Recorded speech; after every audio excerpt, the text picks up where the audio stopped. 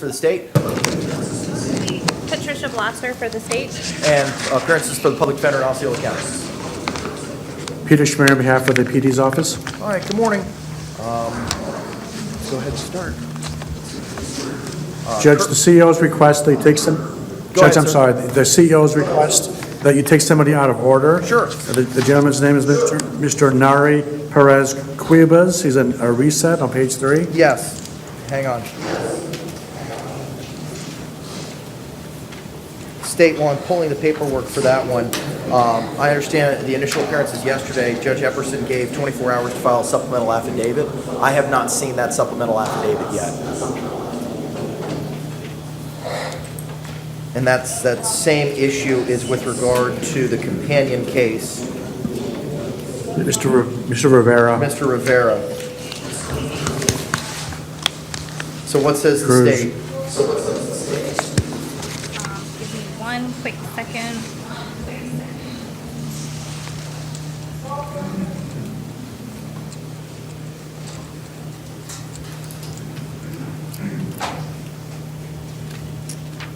I haven't received any supplemental reports on these cases, Your Honor. Okay. Mr. Schmier, what's your position on that?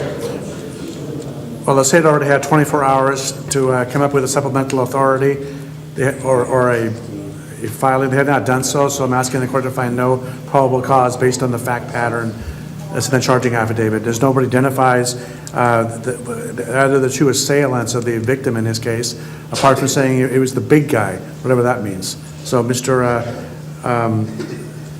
gentleman was not identified as one of the two assailants. This is not captured on videotape. The victim did not make any kind of a positive ID.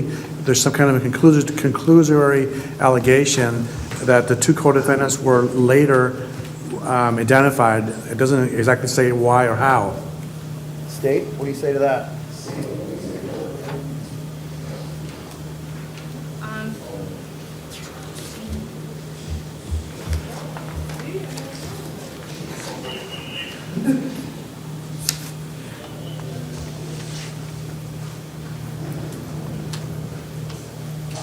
Your Honor, without the supplemental, I have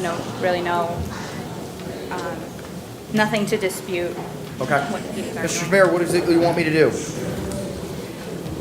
Find no probable cause and release the matter to this case. I'm going to do that upon review of the charging affidavit, and that was addressed by Judge Epperson yesterday, that it was unclear as to who was involved, and gave the state 24 hours to amend, and that has not happened, so the court is going to find no probable cause with regard to the matter of Neri Perez Cuevas. The PD apparently was provisionally appointed yesterday. Are we appointed full-time, for lack of a better term? I guess I will appoint you full-time for lack of a better term. Thank you. And since we're on the same vein, counsel, what was the companion case to this one? Jorge Rivera Cruz, he is not present, however, because this is a keep-away type situation. Okay, understood. All right, are there any others we need to take out of order, counsel? No. Okay, all right. Curtis Armand Bianchi? Yeah, he's already in jail now, so, right, but he's incarcerated for this, yeah, all for this case, he's incarcerated for something. Sir, could you please state your name for the record? Curtis Armand Bianchi. All right. The court has reviewed the charging affidavit, does find probable cause of the 3 counts: possession of a controlled substance without a prescription, possession of a controlled substance without a prescription, and count 3, tampering with evidence. The court's going to stay the bond at $1,000 each count.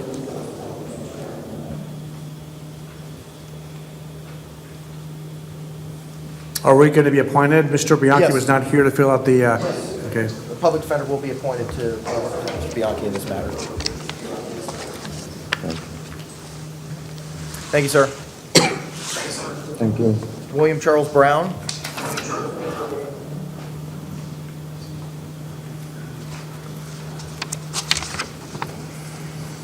Sir, good morning. Could you state your name for the record? Charles William Brown III. Sir, the court's reviewed the charging affidavit and finds that there is probable cause for the charge of driving while license suspended first offense. The bond is going to be stayed at $500, and I am going to appoint the public defender's office. Judge, excuse me, Mr. Brown is the only person in this room, well, only two people who qualified for direct PTR, so I would ask you to consider that rather than... Counsel, I just received the face sheets. I wasn't able to review them earlier this morning. Let me take a look at that real quick. He does qualify for direct PTR, but I have not verified his ties to the community. So, counsel, if you can inquire. Sure. Mr. Brown, tell us your name, please. Tell us your name. Charles William Brown III. Mr. Brown, where would you be living if you were to get out on direct PTR, which means a release on non-monetary conditions? With my wife and my kids. Can you tell us the address of where you'd be staying at? It's up at 27, US 27. I don't have the address in my wallet. Speak into the microphone. So US 27, I have the address in my wallet. You said you'd be living with your wife and your two kids? My wife and my 4 children. What are their names? Charles, Delilah, Lauren, and Mason. What city? 14, 11, 5, and 2. What city is that in? Winter Haven. How long have you lived in this area? Like 5 years, 4 or 5 years. Were you gainfully employed when you got picked up on this charge? Yes, I was on my way to a job. Doing what and where? Resurfacing swimming pools behind people yard. Do you work full-time resurfacing swimming pools? Yes, sir. AWC, pool resurfacing. Did you have any family in this area besides your wife and your kids? My brother Kurt, but he kind of close by. Okay. Do you have access to a cell phone? No, sir. Do you have access to some kind of a phone where you could call in to PTR once a week to report? Yes, ma'am. Yes, sir. Whose phone would that be? That would be my phone. Judge, nothing further. I think he has sufficient community ties. I agree. I'm going to release him on PTR. Thank you, Your Honor. Yes, sir. Thank you. Have a great day. We'll see who's there. Okay. Dustin Cox.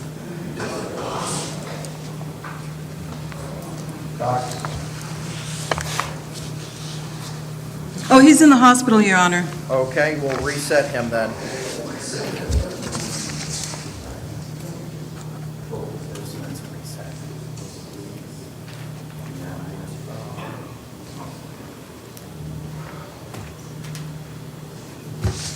Lisa Ann Discani?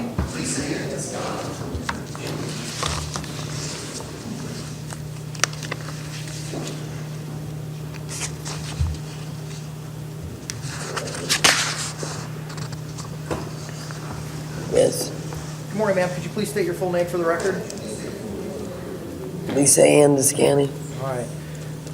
Ma'am, the court's reviewed the uniform charging affidavit and finds that there is probable cause based on a misdemeanor warrant for your failure to appear. I am going to appoint the public defender's office. I'm going to stay the bond at $2,000. Okay. All right. Thank you, ma'am. Hector Diaz Gonzalez.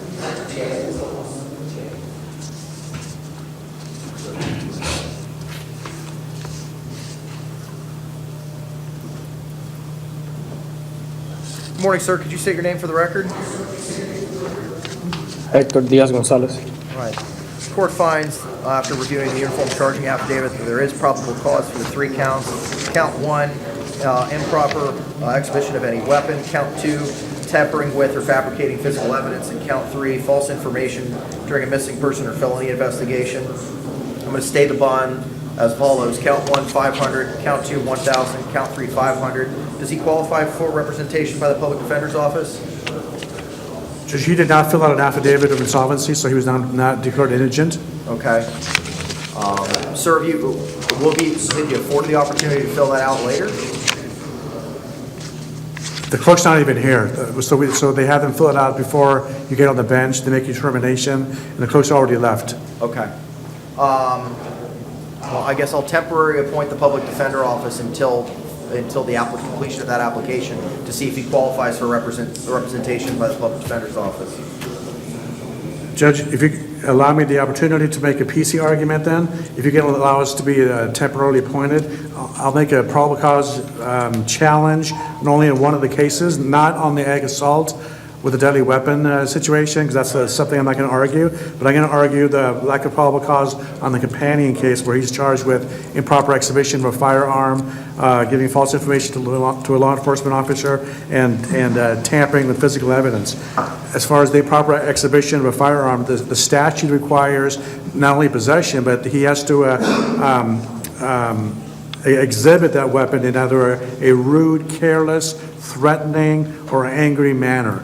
The fact affidavit simply shows that he, for some strange reason, decided to throw away the pellet gun for whatever reason without pointing it at anybody, nor is there any evidence from the three alleged victims or the officer who could have seen what happened, that he did so in a careless, threatening, or angry manner. So that the statute is not complied with or not fully complied with. As far as the tampering arrest, the statute requires that the defendant, Mr. Diaz-Gonzalez, had to have had the intent to impair the availability of that pellet gun with the police investigation. The police are not investigating any crime having to do with a gun. They're actually initially investigating Mr. Diaz-Gonzalez's claim that he's the victim, essentially, of a petty theft. It's sort of morphed into an investigation involving ag assault on Mr. Diaz-Gonzalez's part, but the ag assault is not through a weapon. It's from basically careless driving and allegedly trying to drive these people off the road. A gun was never in question, nor was it any focus of the investigation. So why Mr. Diaz-Gonzalez supposedly threw the gun away is it maybe for a bizarre reason, but the bottom line is it's not subject to any investigation since none of the witnesses claim that a gun was pointed at him. As far as the last charge, giving a false information during a... Hang on, let's address that first one first. I disagree with you. Page 2, paragraph 1, 2, 3, 4, 5. The second and last lines of paragraph 5, the second page of the charging affidavit says, she also stated Diaz had a gun and threw it into the woods upon police arrival. She indicated Diaz previously owned a pellet gun and kept it in his car. Although the second sentence only pertains to a pellet gun, the first sentence states that that Mr. Diaz had a gun. And I think that's enough from a probable cause determination to get there. But with all due respect, Judge, the statute specifically requires that he exhibit that gun in a rude, careless, threatening, angry manner. That's the part that I'm contesting, not that he had a pellet gun, because if you believe the witness testimony, he had a gun on him, a pellet gun, but it's not the issue. The issue is how did he exhibit it? State, and that part of the statute is not met. what do you say to that?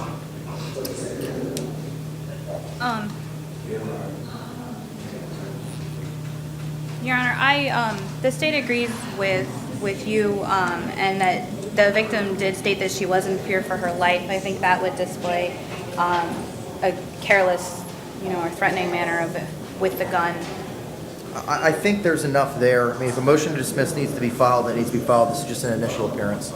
So I'm gonna overrule and deny your Ora Tennis motion on probable cause with regard to the display count 1. What about the count regarding false information? This is simply a judgment call from the officer that Mr. Diaz-Gonzalez simply lied to him. That's not the standard, because anytime somebody denies an allegation in the face of an accusation, they would then qualify for that crime. The statute requires that Mr. Diaz-Gonzalez had to have had the intent to somehow mislead the officer in his investigation or to impede the investigation. Merely denying the allegation does not mean that he had that intent. That's not the standard. But it's not just a denial with regard to the gun. Mr. Diaz purportedly stated he had thrown a beer can that was located in the ditch, and once the beer can was observed that it had great wear and tear and age on it, consisted of it being left out in the weather over a period of time and not being freshly thrown. I understand that, but what is the intent to mislead the investigation? The standard is not, are you disputing what the victims are saying? The standard is, are you somehow doing it in order to mislead or the footpath of this officer's investigation? Any argument from the state? So he's applying? The state would argue that when the defendant told the officer that he had thrown the beer can, that was him intending to mislead the officers astray on their investigation, when it was actually a gun was what they found that he had most likely thrown, since the beer can did have signs of age on it and it had been there for a while. Again, I think that there's enough for probable cause. I'm going to overrule your Ora Tennis motion to challenge probable cause on the false information count. I'm going to stay the bonds. 500 is to count 1, 1,000 is to count 2, and 500 is to count 3. Thank you, sir. Your Honor, he does have an additional case. It's the ag assault case with 3 alleged victims. I don't have that. I do not have It's the that. same incident. It's the same incident where he was allegedly trying to run off these people off the road with a car. That may be the case, counsel, but I don't have a charging affidavit speaking to those counts. Okay. Your Honor, we can send it over to the clerk's office there. the Okay. clerk there. Well, then have Mr. Diaz just hang out, and once we get that information, I'll review it. Jane Doe, number 601. And Your Honor, the brother to Ms. Doe should be there. Yeah, he just stepped in. Sir, could you raise your right hand? Yes, ma'am. Okay, I also understand that there's an attorney on the way up for Ms. Doe. Your Honor, we may or may not need an attorney, Fred Trebold. I retained this morning by phone. Sir, hang on. Before you start speaking, can you raise your right hand for me? Yes, sir. All right, do you excuse me, do you swear to tell the truth, the whole truth, and nothing but the truth? Yes, I do. All right, thank you, sir. Can you please identify yourself for the record? Yes, sir. Your Honor, Happy New Year, first of all. My name is Nino Marks.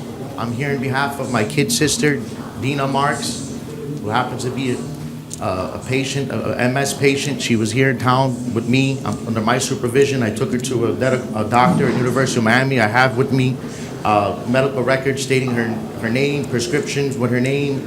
I had an image of her picture with her date of birth from UHealth that's in their general system for when you log in on their portal, Okay. website portal. But the officer told me that cell phones are not permitted up here, so I can show you that evidence. My sister was caught at the Targets last night with my wife and my aunt.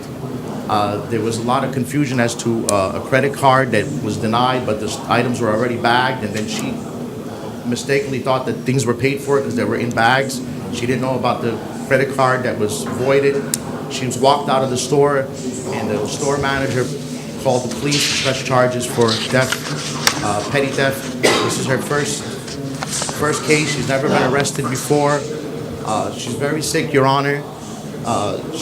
I really want just my sister to come home. We're here on vacation. We came to bring my granddaughter to Disney.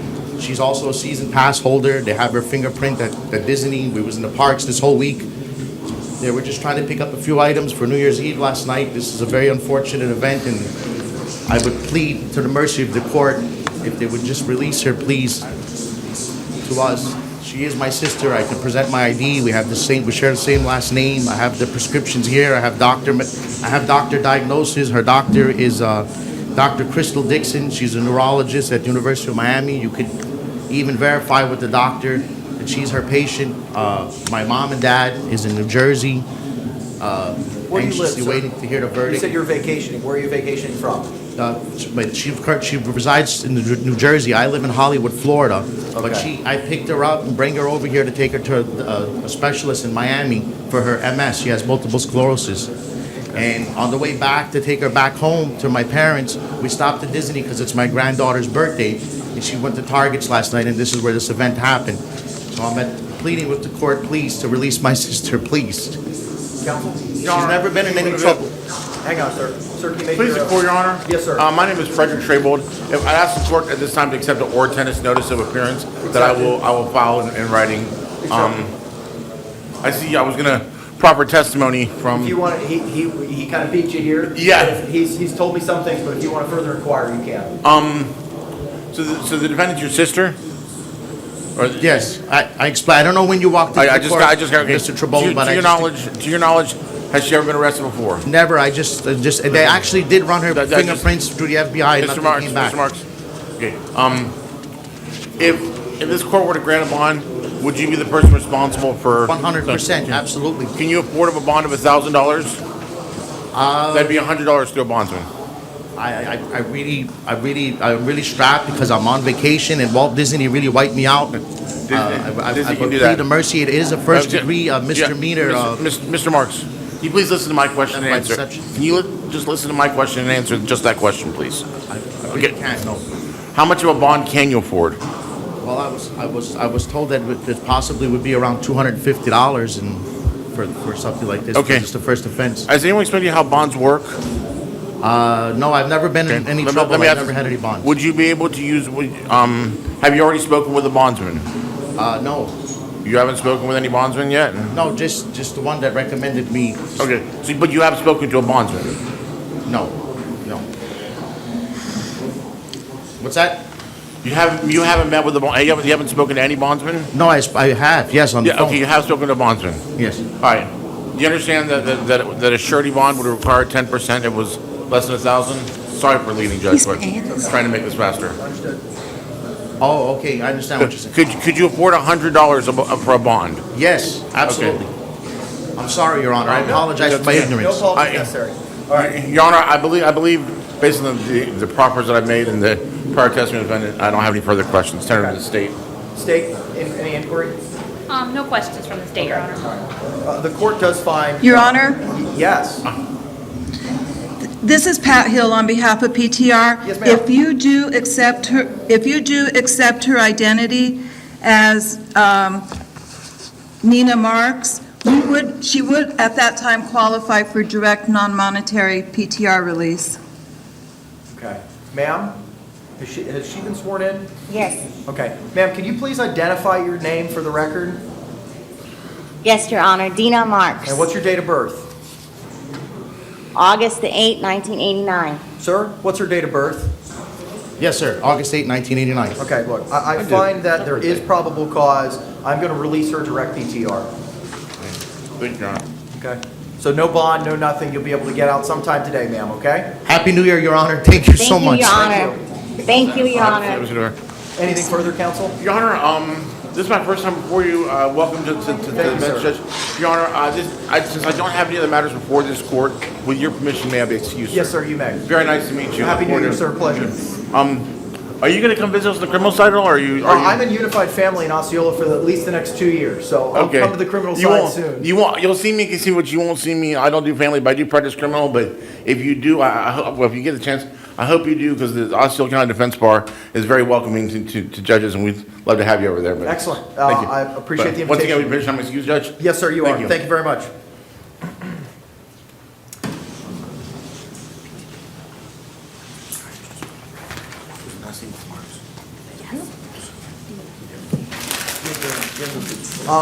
Rolando Fuerte?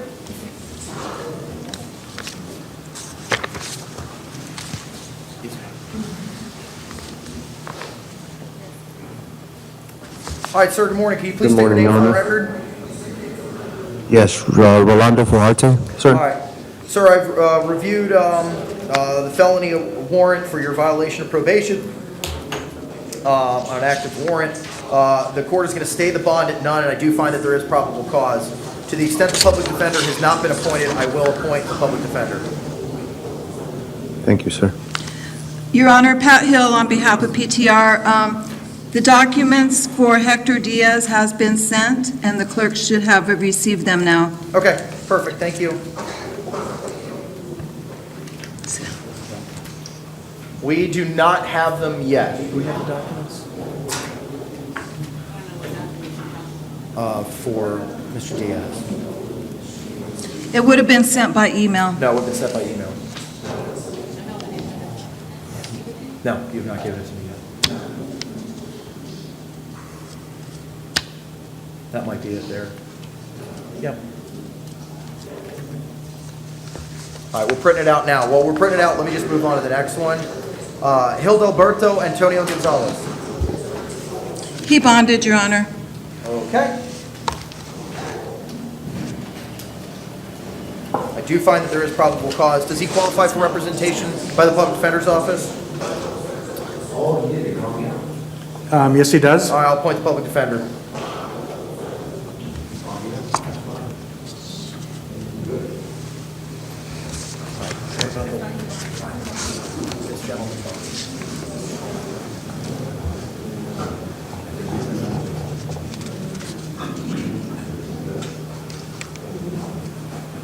If he retains private counsel, he retains private counsel. I'll temporarily appoint the PD for now.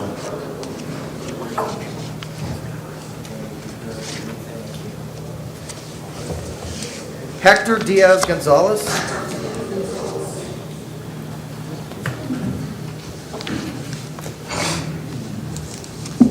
Sir, good morning. Could you please state your name for the record?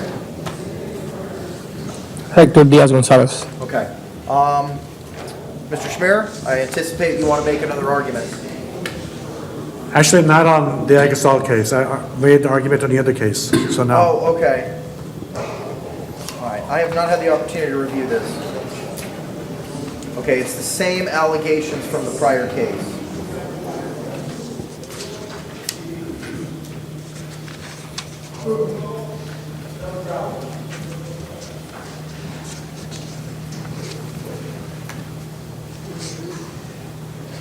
State, in reviewing the uniform charging affidavit, it was listed as an 3 counts of aggravated assault with a deadly weapon without the intent to kill, parentheses, domestic. How is this domestic under 741.28? Your Honor, I didn't get the same charging affidavit that you didn't get.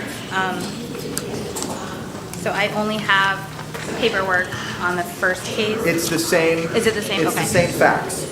The only difference is the charging affidavit and the charges, but the narrative is the same. Judge, I'll fill you in as an officer of the court because I have a duty of candor. One of the 3 alleged victims is Mr. Diaz Gonzalez's girlfriend, Miss Brittany Barendret, with whom he lives. Okay. Thank you, Mr. Schmier. All right. The court finds that there is probable cause. Oh, here it is, based on the facts they live together as a family. All right, thank you.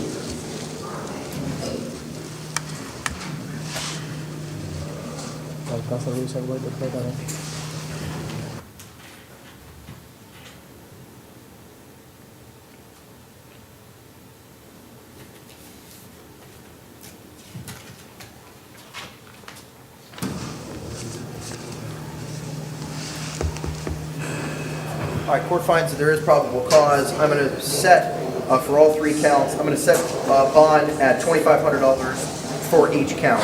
$2,500 for count 1, $2,500 for count 2, and $2,500 for count 3. Does he qualify for representation by the Public Defender's Office? Well, you didn't fill out affidavit, but you appointed us temporarily on the other Then I'll have the case. same ruling as previously. I'll temporarily appoint subject to the filling of the application. Thank you, sir. Okay. Ashley Jacobs.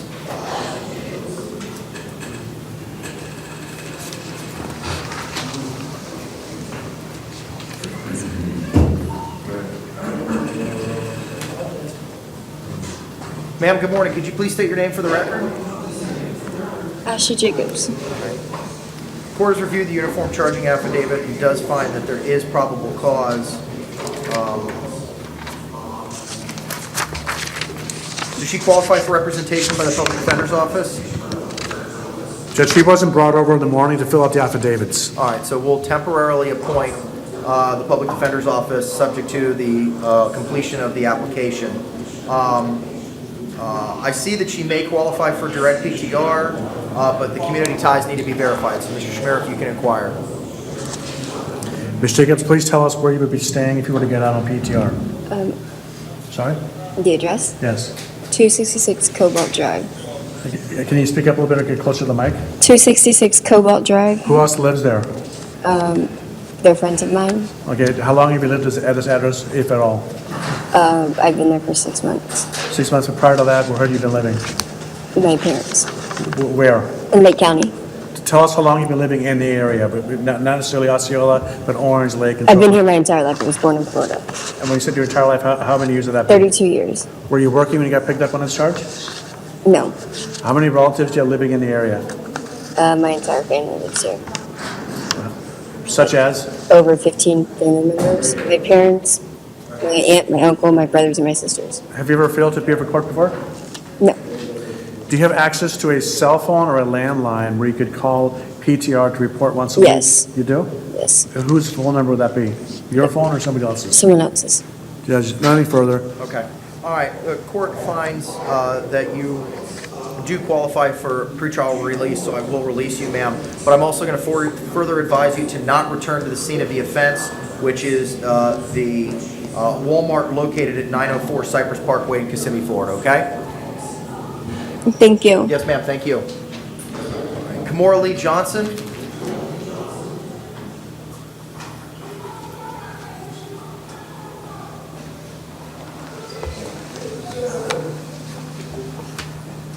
Good morning, ma'am, how are you? Hello, Can you please state your name for the record? Kimora Lee Johnson. All right, the court found that you were picked up for an out-of-county warrant in Polk County. The court does find that there is probable cause and to stay the bond at none. Ma'am, under the administrative orders for the 9th Judicial Circuit, because Polk is a contiguous county, you have 24 hours, not including weekends or holidays, to be picked up. So they'll have 24 hours from tomorrow for Polk County to transfer your over. If the transfer doesn't occur by that point in time, you'll appear in front of another judge, okay? Okay, thank you. Thank you. James Leonard III. James Leonard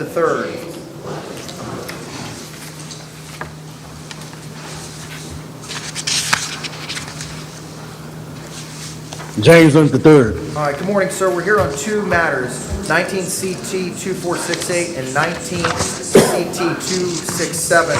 The court has reviewed the uniform charging affidavits in both cases and find that there is probable cause for failure to appear on a written promise. The court will stay the bonds at $2,999 in each case. Has the public offender been appointed previously? No, sir. No, sir. Okay. Public defender will be appointed. That's all we've got. Thank you, sir.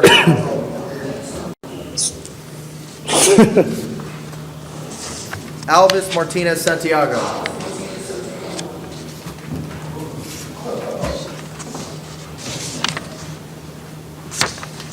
Sir, could you state your full name for the record?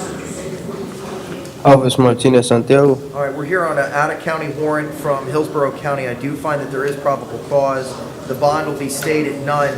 Sir, because Hillsborough County is not a contiguous county here to Orange or Osceola, they have 72 hours to come pick you up, not including weekends or holidays. If 72 hours has come and gone and Hillsborough County has not picked you up, you'll appear in front of another judge, all right?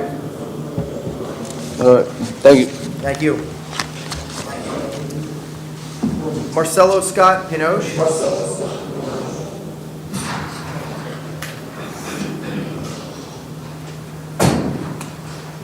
Morning. Morning, sir. Can you please state your full name for the record? Marcelo Scott Pinochet. Chet. I'm sorry, sir. All right, we're here on two charging affidavits. The first charging affidavit was a violation of probation on view. I'm going to stay the bond at none and find that there is probable cause. Does he apply for a representation by the public defender's office? He was declared indigent, yes. All right, the public defender will be appointed in the violation of probation case. And the other matter, the court has reviewed and the bond will be stayed at none in the violation of probation case. In the other uniform charging affidavit, the court finds that there is probable cause for the 4 counts: burglary of an unoccupied structure, petty theft as a first offense, criminal mischief $200 or less, and resisting arrest without violence. I will appoint the public defender as well. The bonds will be set as to count 1, $3,500, count 2, $250, count 3, $250, and count 4, $500.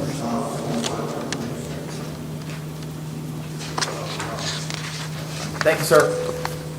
And I will appoint the public defender. I'm sorry if we can. Go ahead, sir. I'm sorry, we're done. Can I address something on Mr. Diaz-Gonzalez, which I forgot to mention? You just called him up on the egg assault cases. Yes. The alleged victim is, as indicated, his girlfriend. They live together, so I would ask that you allow him a one-time return to the area of the house to get his personal belongings if he does bond out. All right, I gotta find that sheet. Hang on. That's Hector Diaz-Gonzalez. That's the one we got. Yes, yeah, I saw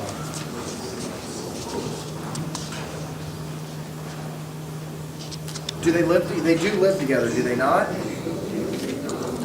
Yes, I believe that's what I read in the fact Yeah, they live pattern. together as a family. Okay, so what I'm going to further order in that one is no contact between Mr. Diaz-Gonzalez and the victim, to maintain separate residences, and a one-time return with law enforcement to obtain any personal effects.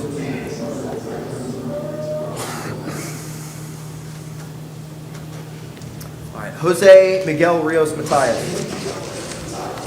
Judge, he will need a Spanish interpreter. Okay, I believe we already have one on the line. Yes, Your Honor.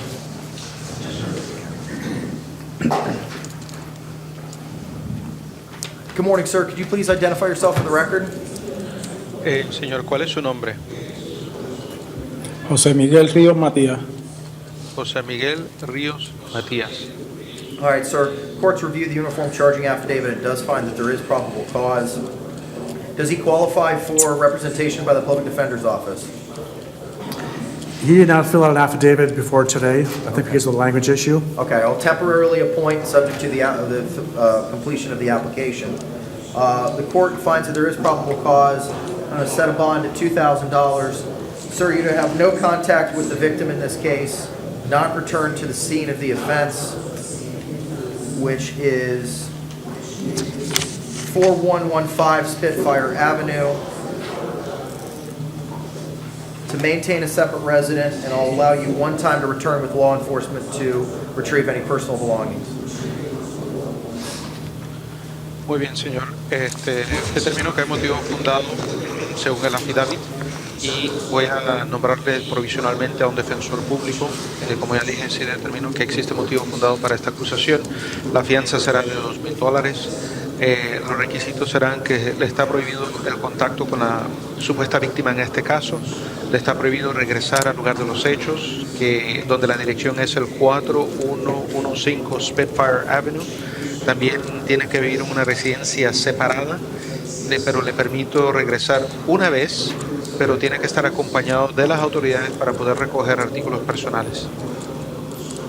Thank you, sir. Gracias. Gracias. Thank you. Eric Ronnie. As Mr. Ron indicated, he would be getting a private attorney. Okay, all right. Sir, good morning. Could you please identify yourself for the record? Good morning, Your Honor. Eric J. Roney. All right. Mr. Roney, the court's reviewed the uniform charging affidavit, finds that there is probable cause for the sole count of battery. The court is going to set bond at $2,000. You're going to have no contact with the victim in this case, Ashley Eisner. You're not to return to the scene of the offense, 3154 Domain Circle, apartment 102 in Kissimmee, Florida. You are to maintain a separate residence, and I will permit you to return to the residence with law enforcement at one time to get any personal belongings. Thank you. Yes, sir. Thank you. Have a good day. Jermaine Salse?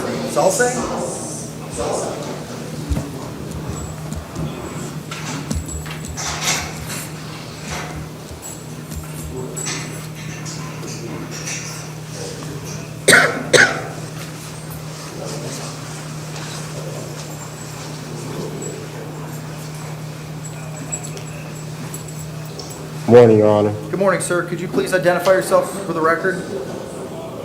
Jermaine Salse. All right, sir. The court has reviewed the file and finds that there was an arrest warrant for your arrest. The court finds that there is probable cause for the 3 counts: aggravated battery, domestic violence, false imprisonment, domestic violence, and battery by strangulation, domestic violence. Does he qualify for representation by the public defender's office? Judge, Mr. Salsa was in the self-harm units, or is in there, so he was not brought over this morning to fill out the affidavit. Okay, I'll temporarily appoint the public defender subject to the completion of the application. Sir, you are to have no contact whatsoever with any victims in this case, not return to the scene of the offense. Bond will be set at $5,000 for count 1, $3,000 for count 2, $5,000 for count 3.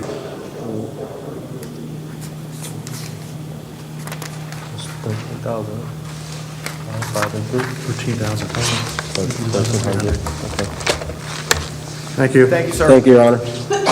Excuse me, Mr.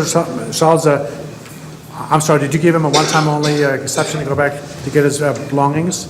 I have not. I'm but sorry, I can. forgot, I missed. That's fine, I can do that. And he's to maintain separate residences as well. Michael Salgado.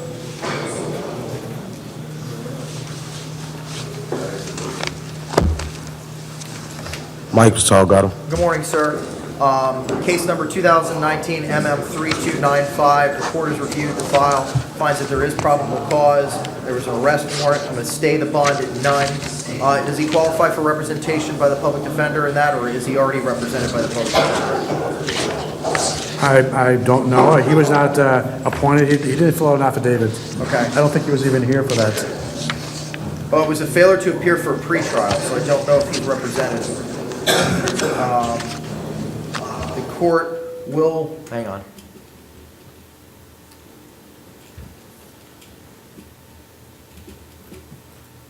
Gotcha. Yeah, he does have a PD on the misdemeanor case. Okay, all right. So I'll take no action with regard to the public defender in that case. Into the second matter, the failure to appear on written promise. I do find that there is probable cause. I'll stay the bond at $2,000, and I'll appoint the public defender in that matter. Thank you, sir.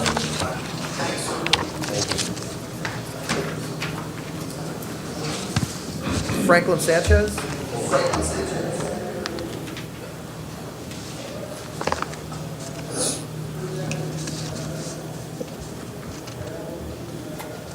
Morning, sir. Could you please state your name for the record? Franklin Sanchez. The court has reviewed the uniform charging affidavit and finds that there is probable cause for the sole count of battery. I'm going to set the bond at $2,000. Does he qualify for representation by the public defender's office? Yes, he does. Court will appoint the public defender. Bond will be set at $2,000. He's to have no contact with any of the victims in this case, not return to the scene of the offense, maintain separate residence, and he may return once with law enforcement to return any personal belongings.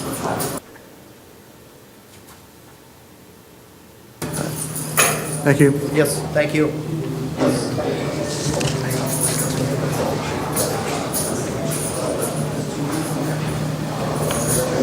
Justine Stupfel, I'm sorry. Judge, Mr. Stupel is still in detox. Okay, all right, we'll not take any action on that matter then. Marquise Torres?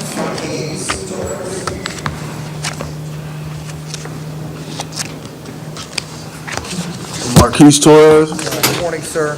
Court has reviewed the uniform charging affidavit and finds that there is probable cause for the claim of battery. Does he qualify for representation by the public defender's office?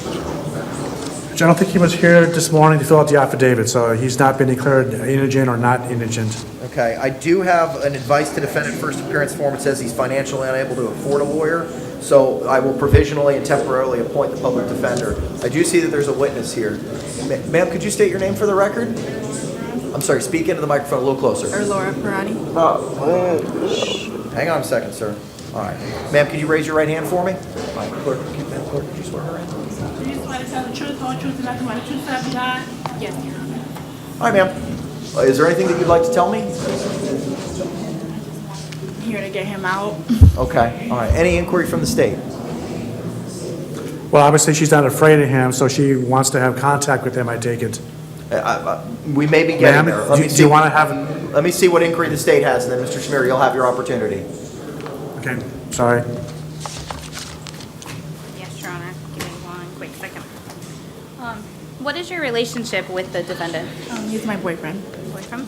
And how long have you known him? I'd say for about a year now. And has anything similar to this happened in the past? No. Are you afraid of him? No. If he was allowed to have contact with you, or would you like for him to have contact with you while this case is pending? Yes. And if he was allowed to have no hostile contact with you, do you believe that they would cause you any injury?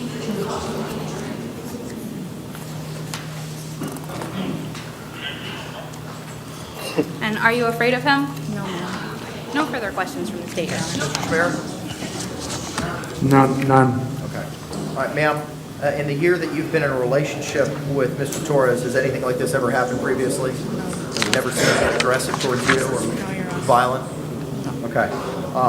My number one concern is your safety. If I was to release him where you two would still be able to cohabitate with each other, would you feel comfortable with that? Yes, sir. Would you feel safe with that? Yes, sir. Okay. All right.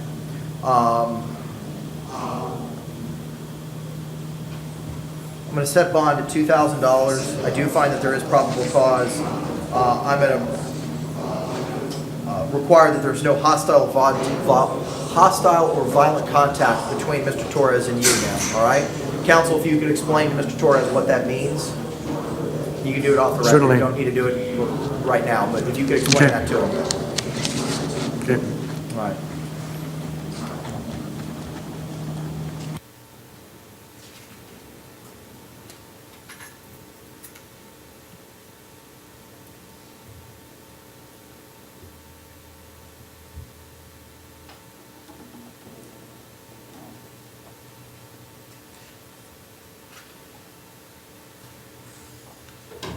Judge, I explained that to Mr. Torres. Okay, thank you. Ma'am, in reviewing the uniform charging affidavit again, I do find that the officer made note of a dark red purple bruise on your left arm. And I told him that was from, we went to a bounce house. It's called Defy in Orlando, Florida.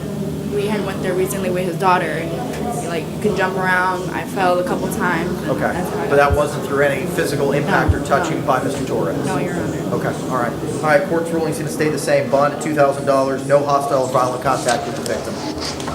Okay, thank you, sir. Thank you, ma'am. Thank you. Matthew Watson?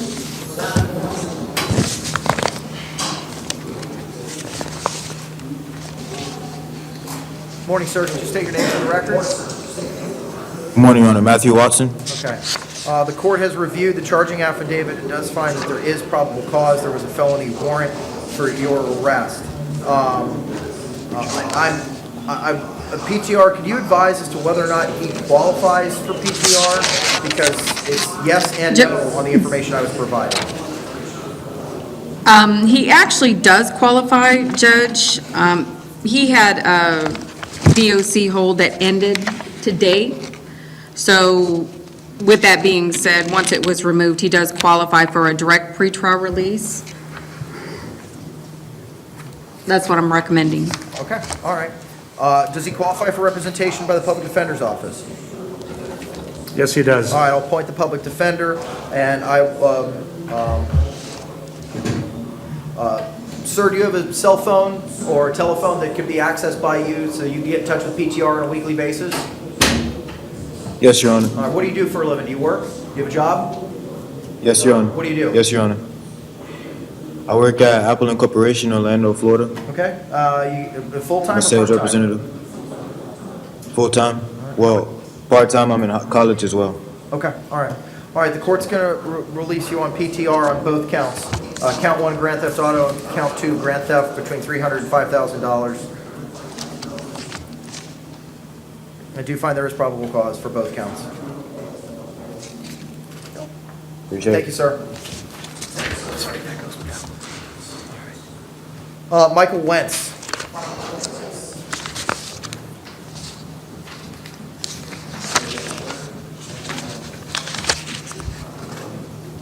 Michael Wentz. We've got a couple matters pertaining to Mr. Wentz this morning. Case number 2019 MM3587 with regard to a failure to appear on written promise. Court finds that there is probable cause. Mr. Schmier, is the public defender representing Mr. Wentz in that matter?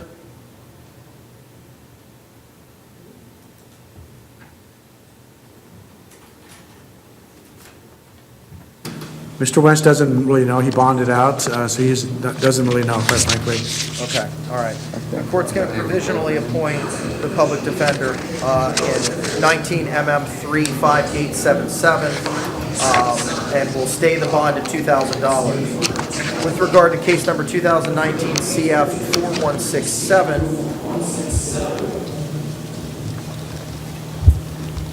court finds that there is a felony warrant that was issued and does find probable cause. I will appoint the public defender. In that case, I will stay the bonds at $5,000 as to the burglary of the unoccupied vehicle claims. There's two of those, counts 1 and 2.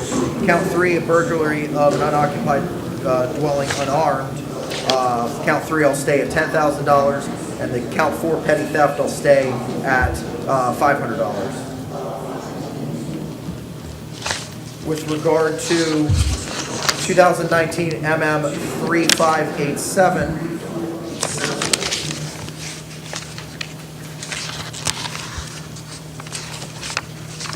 there was a misdemeanor warrant for a failure to appear. Court finds that there's probable cause.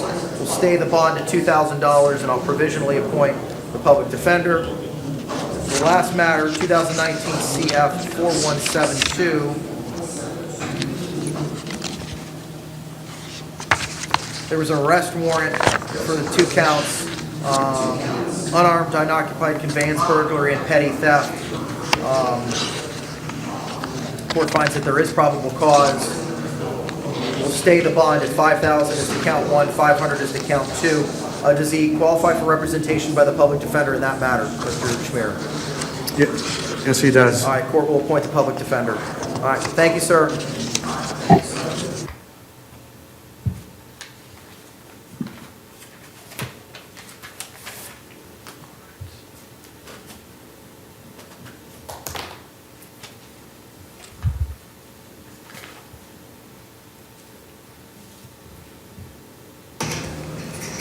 Robert Williams.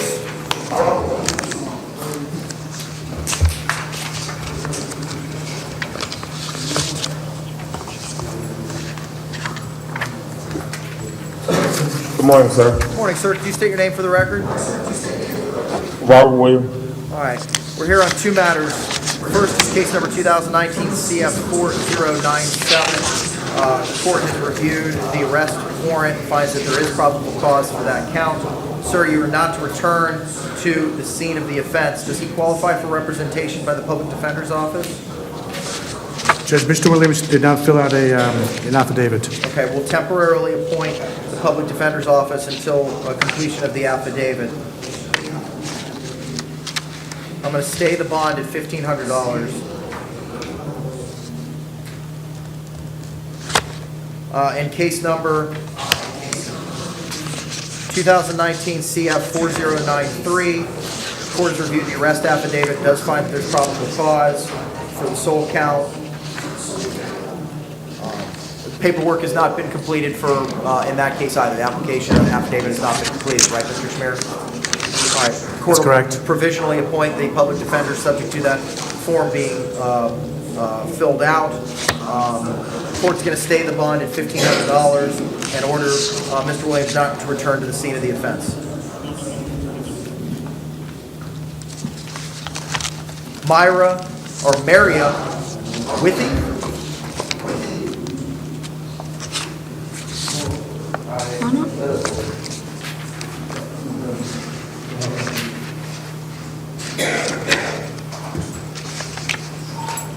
Morning, ma'am. Can you please state your name for the record? Good morning, Mariah Withy. Court has reviewed the file in this case and finds that there is probable cause for the violation of probation. Court will appoint the public defender to represent you in this matter. I'll stay the bond at none. Thank you, Your Honor. Thank you. Kenny Samaru.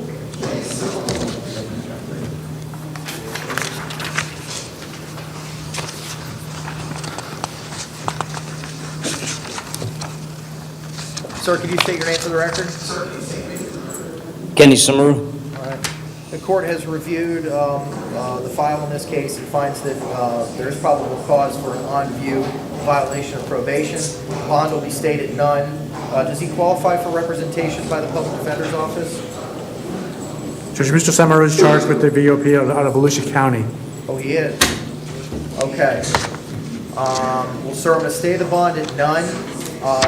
they will have 72 hours, not including weekends or holidays, to pick you up, okay? They already picked me up. I'm already here in Osceola County. I violated in Daytona Beach. But That's where I'm from. Volusia County will come over to pick you up, so they'll have 72 hours to do so, not including weekends or holidays. Why would they pick me up, sir? Judge, can I verify something with Mr. Cameron for a second? Sure.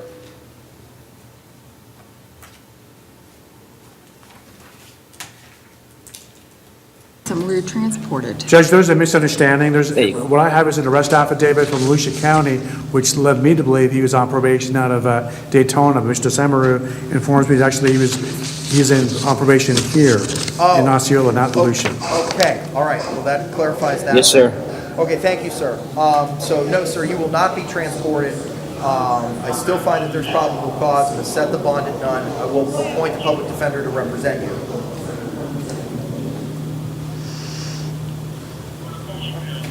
Thank you, sir.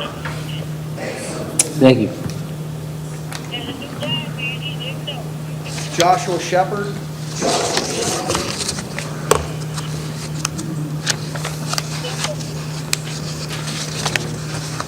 Yeah, Judge, the defense will waive the reading of the charges on the second case, he's got two cases with the docket. One is an added charge on page 3 and one is on page 2. I only have one for Mr. Shepard. I only have a failure to appear on written promise. On page 3, if you look at the Oh, very wait, no, bottom, hang on. there's an added charge. I do see it. It was separated. Hang on a second. Okay, understood. We'll just tackle them one at a time. With regard to case number 2019 CF 2524, I do find that there is probable cause based on the felony warrant. I'm going to state a bond at none. And to the extent the public defender has not already been appointed, I will do so. With regard to case number 2019 CF 004339, I do find that there is probable cause for the sole count under 794.011 sub 5. I'm going to set a bond at $5,000. You are not to return to the scene of the offense and have no contact with any victims in that matter. And I will appoint the public defender if he qualifies. Does he qualify, Mr. Schmier? Mr. Shepard did not fill out the affidavit. I don't think he was even here when in the morning. Temporarily appoint you subject to the completion of the affidavit. Thank you, sir. Judge? Yes. Judge, Jennifer Dunkirk with PTR, there's also another stipulation of contact with any child under the age of 18. All right, I'll add that include. I checked that box, but I didn't say it. So no contact with anyone under the age of 18, sir. Thank you, Judge. Thank you, sir. Have a good day. Jeffrey Helmer.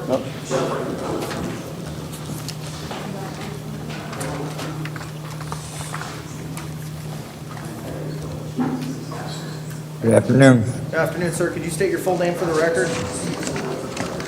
Jeffrey Helmer. All right, sir. Court's reviewed the uniform charging affidavit. It does find that there is probable cause. I'm going to set the bond at $2,000 in this matter. Mr. Schmier, does he qualify for representation by the public defender's office?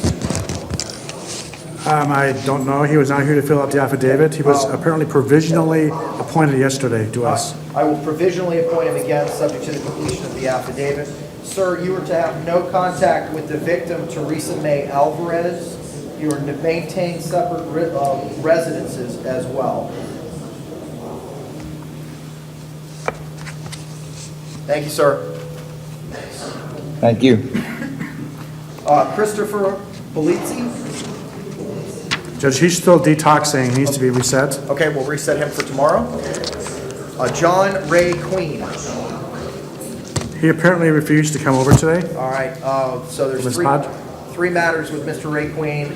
2019 CF 4376, 2019 CF 4377, and 2019 CT 4425. Those all will be reset for tomorrow.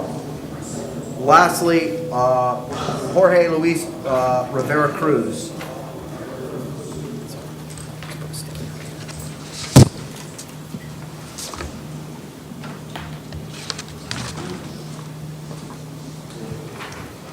Morning, sir. Could you state your name for the record? Jorge Luis Rivera Cruz. Okay. Reviewing the file, Judge Epperson requested the state attorney's office to have 24 hours to file a supplemental affidavit. Ms. Blotzer, has that happened? No, Your Honor, I have not received a supplemental Okay. affidavit.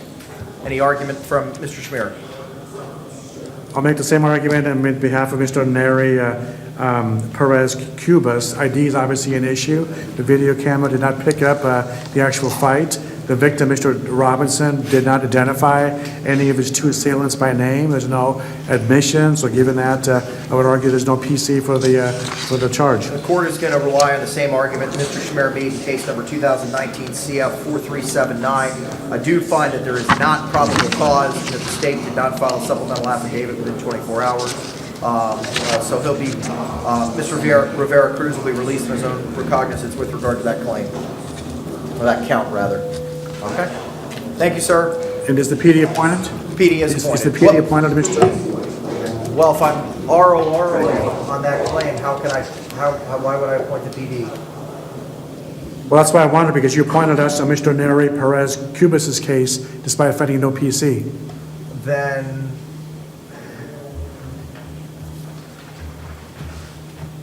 I will appoint the PD to the extent anything else needs to be filed or done, but I'm not finding any probable cause. Well, there's nothing else needs to be done at this point unless they actually charge him down the road. Okay. So I guess I would ask that you unappoint us on Mr. Neri Perez Cubas' case. I will do that. So And if he does get, in the Neres Cubez case, to the extent that charges are filed, I'll appoint, but I'm going to revoke my, applying, or having the public defender represent him in that matter, because I found no probable cause. thank you. All right, thank you very much. I think we're done. Thank you. Thank you. Have a good day. You do the same. Happy New Year.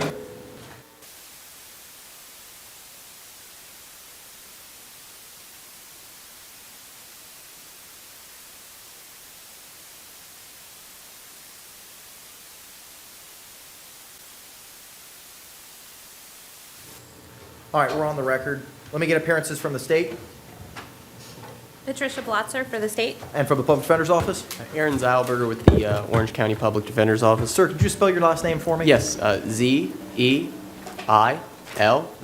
B as in boy, E-R. All right. Thank G you. as in, okay. G as in George? G-E-R. Zellberger? Yes. Okay, thank you, Mr. Zellberger. All right, we're here, case number 2020 CF 000008. Ma'am, can you please state your name for the record?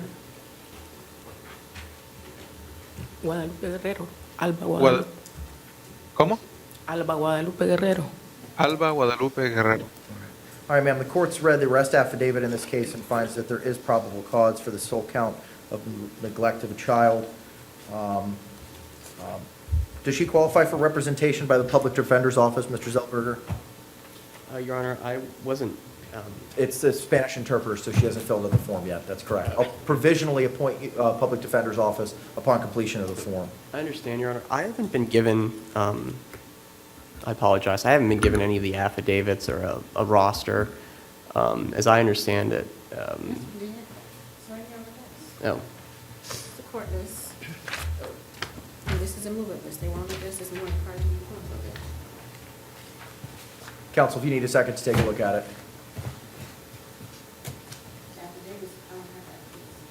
okay.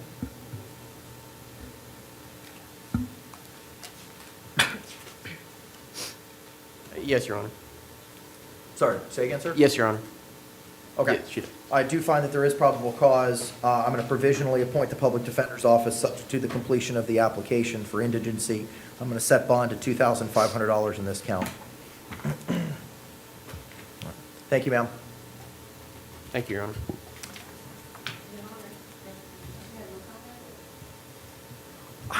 No, state, what do you say? I'll leave it in your discretion, Your Honor, because I'm honestly not sure. Your Honor, may I have a moment? Yes, sir.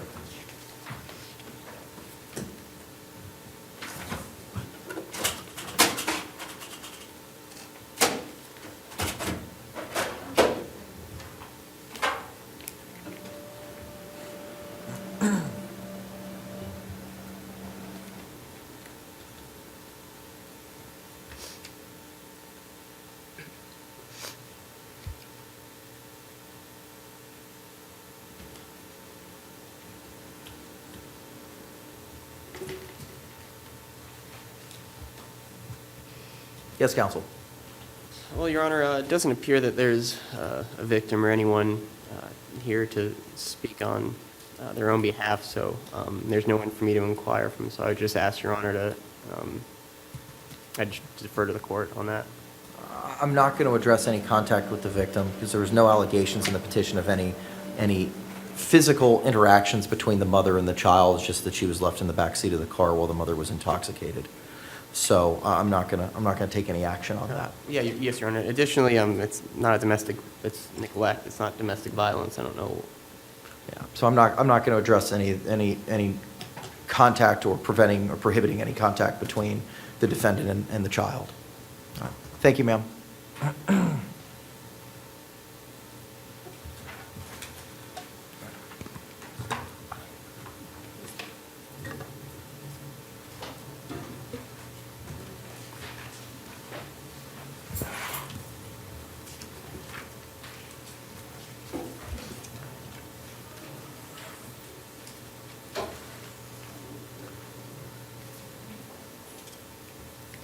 Could you please state your name for the record?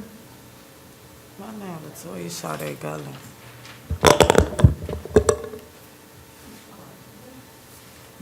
All right, we're here on case number 2019 MM000835. The court has reviewed the order of the commitment. This is reset for today and has reviewed the arrest affidavit and finds that there is probable cause. She does qualify for representation by the public defender's office, so I will appoint the public defender. I'm going to set bond at $500. What I did, all I did was trespass. I just got out. Hang on. Don't talk about the Please, facts. please, I Okay. can't, you've got a right to remain silent, and your attorney can tell you what you can and cannot say. I do find that there's probable cause. I'm going to further order you, ma'am, not to return to the scene of the offense at the racetrack at 3600 South John Young Parkway. All right, thank you, ma'am. Your Honor, the interpreter was under the understanding that there was only one Spanish interpreter case. Just want to confirm. That's my understanding, so sir, I don't believe that we're going to need your services anymore. Thank you very much, and have a happy new year. Very well, thank you. Okay.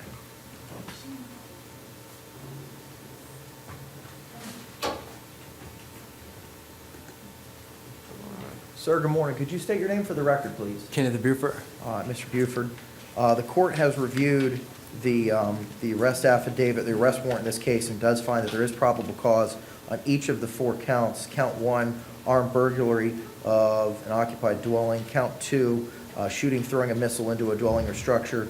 Count 3, stalking, domestic violence. And count 4, criminal mischief between $200 and $1,000. I do find that you apply or will be represented by the public defender's office in this matter, and I do find that there is probable cause. With regard to count 2, I'm going to stay the bond at $2,500. Count 3, I'm going to set the bond at $2,500. Count 4, I'm going to stay the bond at $500. Ms. Blotzer, what say you as to count 1? Is that not a punishable by life charge?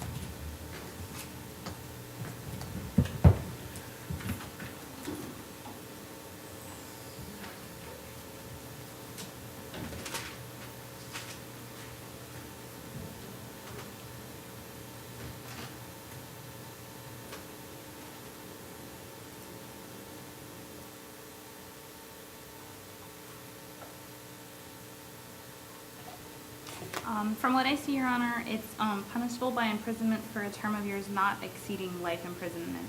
That's what the statute reflects. What evidence do you have to show that the presumption is great and it's proof evident, as it's the state's burden?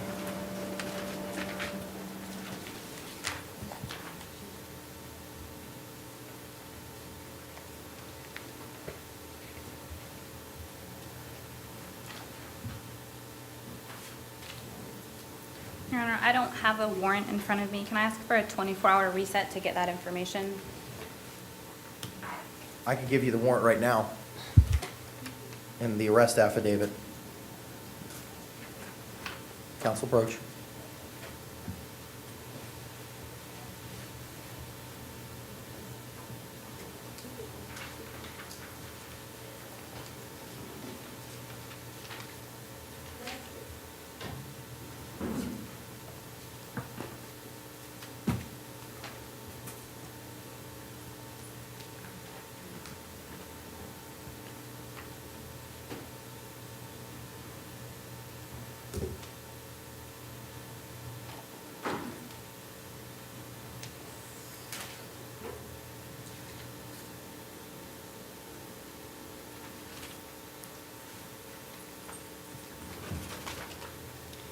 Your Honor? Yes. May I interject very briefly? Sure. As I understand it, at this point in time, armed burglary of a dwelling, because it is a first-degree felony punishable by life in prison, Your Honor can hold Mr. Buford no bond. Right, but the state needs to have the evidence, and the court's reviewed the affidavit. I just want to know what the state intends. It's their burden. Yes, so put on that my proof. question is whether, if the state intended to move the affidavit into evidence. Ms. Blotzer? I, at this time, no, I Your got a Honor. question. No? Not really. Okay.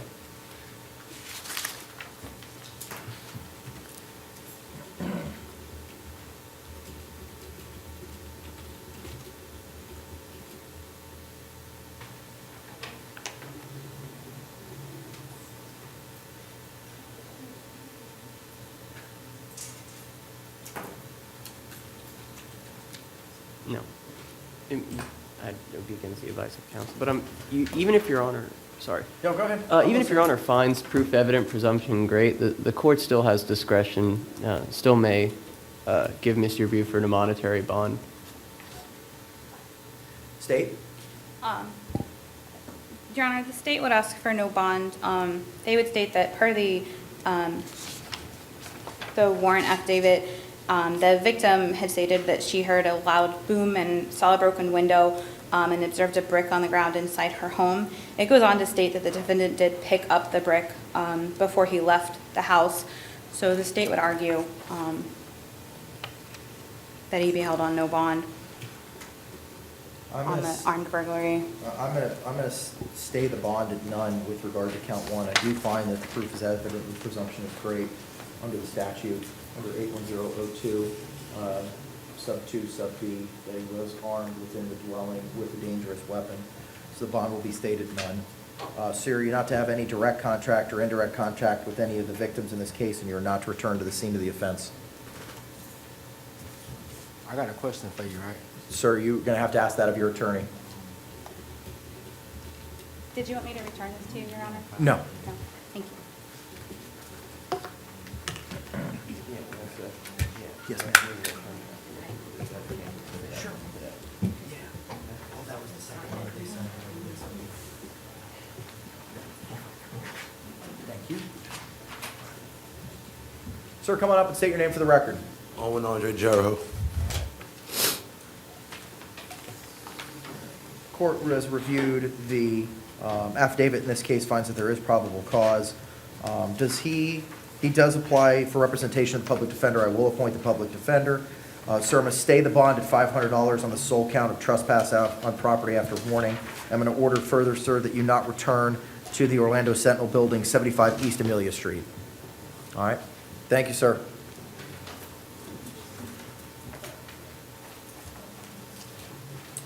Ma'am, could you state your name for the record? My name is Jasmine Donna Wilkins. Okay. You're also known as Latoya Hamilton? That's a friend of mine. I was holding her ID, sir. Okay, all right. All right, the court has reviewed, the arrest affidavit finds that there is probable cause for petty theft. Does she apply for representation for the public defender's office? I don't have any forms or anything for her. Yes, Your Honor, the roster I have doesn't, I mean, there's no field that says whether or not they're. That's why I'm inquiring. They're indigent, so I don't. Okay, all right. Well, I'll temporarily appoint the public defender's office until the application can be completed as to whether or not she qualifies. I'm going to stay the bond at $250 and further order that, ma'am, you not return to the 7-Eleven located on 1 North Roseland. Okay, we can't, that's not something we can address. Your Honor, can I say something, please? This is against the advice, She's out on bond? I'm not taking any action on the Osceola case. So they put a sanction on my Sorry, food stamp card. Okay, ma'am, I'm sorry. So just so Ma'am, you know, sir. I can't hear from you, I'm sorry. Everything you're saying is being recorded. Excuse me. Sir, can you state your name for the record? Latavia Deshae Shepherd. All right, sir. The court has reviewed the arrest affidavit in this case and finds that there is probable cause. I do see that you qualify for representation for the public defender's office. I will appoint the public defender to represent you.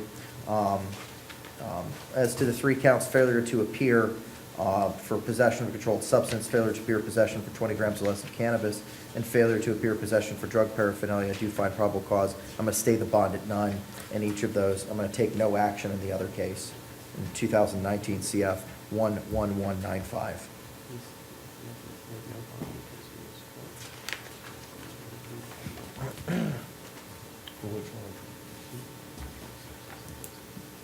You just had 3 charges.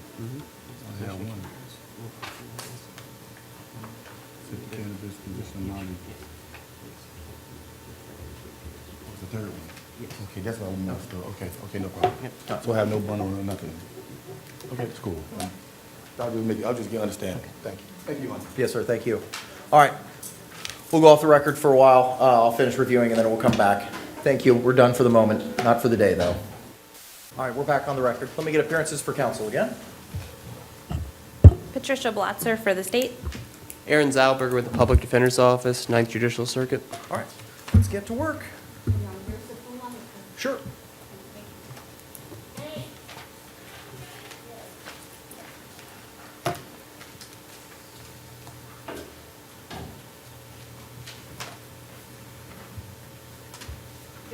Bill is asking on Lisa, Pisani.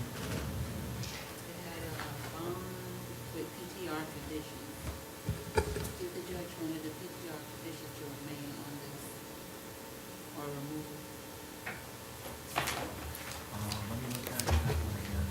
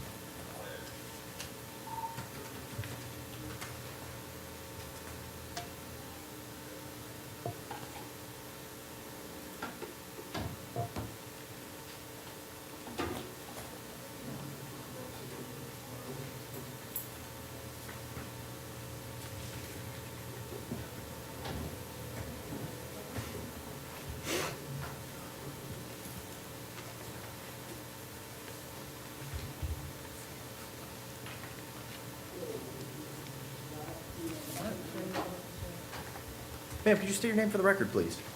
Sharni Butler. All right, the court has reviewed, we're on case number 2020 CF 0000007. The court has reviewed the arrest affidavit and finds that there is probable cause for all 4 counts. Count 1, criminal mischief. Count 2, aggravated assault with a motor vehicle. Count 3, aggravated assault, domestic violence. And count 4, petty theft. Mr. Zellberger, does she qualify for representation by the Public Defender's Office? I believe so, Your Honor. All right, I'll temporarily, does she have in her paperwork the application? The affidavit, let's see. No, Your Honor, it appears she just signed a no contact order. Okay, all right. The court will temporarily appoint the public defender subsequent to, or until the application affidavit's been completed. I do find that probable cause has been met. As to count 1, I'm going to stay the bond at $1,000. Count 2, I'm going to set the bond at $2,000. Count 3, $2,500. And count 4, $250. Ma'am, you have no contact directly or indirectly with any victims in this case, and you are not to return to the scene of the offense, 4442 Lenox Boulevard. Okay. Thank you, ma'am.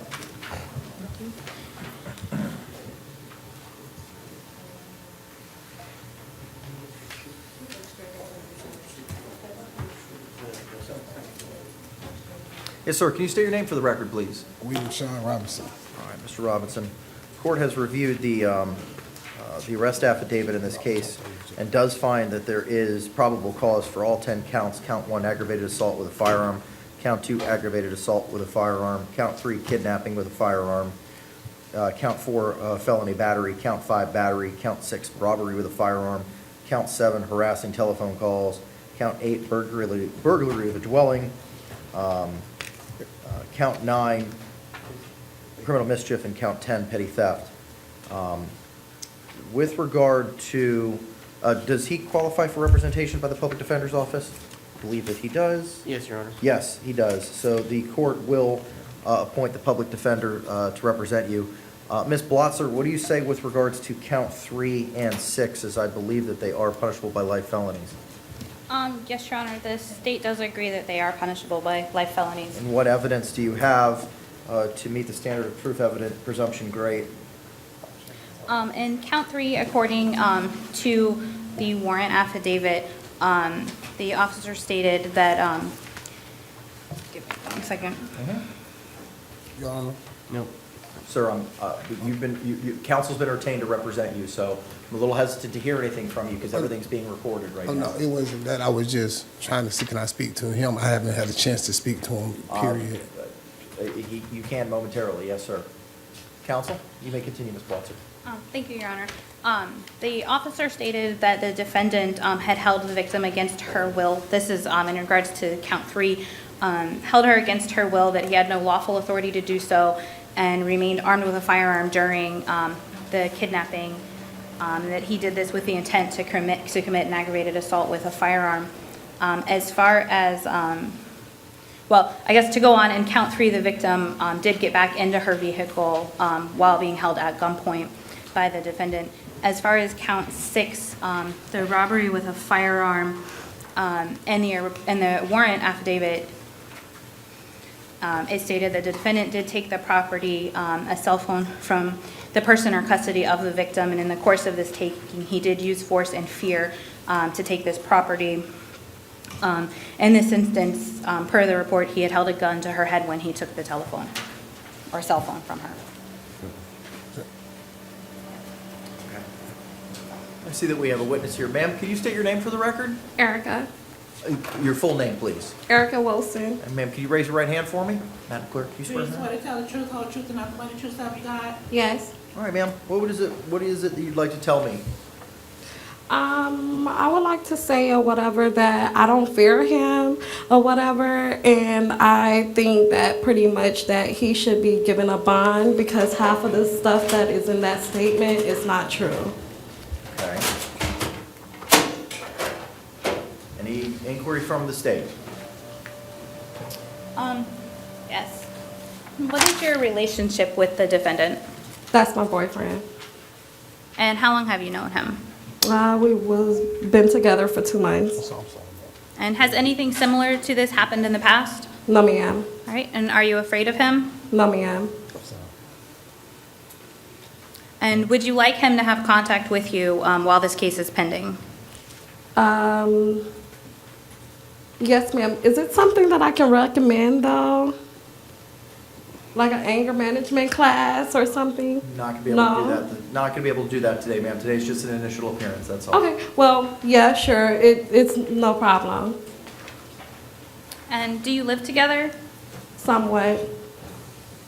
What do you mean? Can you elaborate further on that? I have my own house. No, not you, sir. I'm sorry. You've got an attorney, you have a right to I remain have my silent. own house. Anything that you say He can has be used his own against you home. later. So I want to protect you not to say anything about this case, okay? Ma'am, I'm sorry, could you say that again? I have my own house. He have his. Okay, all right, thank you. Ms. Blotzer, anything further? And if anything like this happened again in the future, would you call the police or 911? Yes, ma'am. All right, no further questions, Your Honor. Mr. Zellberger? Yes, ma'am, do you have any children together? No, supposedly be one on the way. So you're currently pregnant with his child? Yes. Okay. You stated a little while ago that part of what's in the affidavit that was used to obtain the warrant in this case is false. What specifically is false? Like the kidnapping, that's false. What about the kidnapping allegation is false? The kidnapping, because we was in an altercation, we was in an argument pretty much, and, you know, I wanted to leave, he didn't want me to leave, but I don't consider it as kidnapping. Okay. Anything else about the, did you prepare a written statement for law enforcement? That's pretty much the statement that the officer made. No, but do you recall making a written statement for the police? Yes, I do. Okay. Do you recall specifically what you said in that written statement? I don't really remember what the statement, because they had me to write maybe 3 statements before they took one. Okay. Besides your interpretation of whether or not this was actually kidnapping, did he keep you there against your will? No. Okay. Was there a gun involved in any of this? No.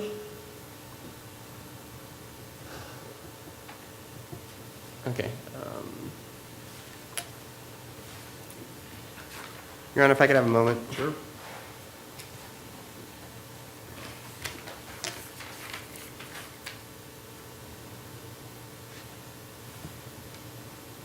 The gun that I found out, it wasn't real. Okay, ma'am, so you're saying that there was a gun used during this altercation, but it turned out to be fake, like an airsoft or pellet gun? Yes. How did you come to figure out that it was an airsoft or a pellet gun? Because someone had stated to me that the gun was not real. Okay, but other than that statement, you never examined the weapon or anything along those lines? Yes, I did. It was fake. Okay. Can I, Your Honor, may I inquire? Sure. Okay, so at no time did Mr. Robinson keep you in any place or location or transport you anywhere against your own will?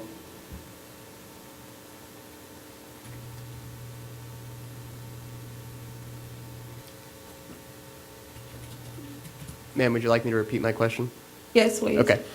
Did Mr. Robinson keep you at any location against your own will using force or threats of force at any time?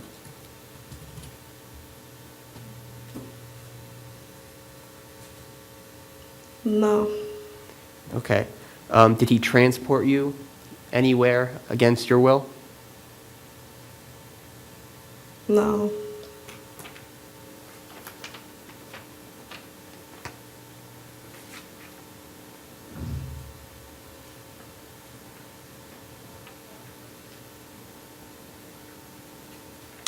At the time of this incident, did he have permission to be on your property or in your home? Well, he never brought a weapon to my house. That's part of the part that is false. But yes, sir, I had asked him during the time of our argument not to come over, and he did anyways. Was any of your property damaged as part of this incident? Yes.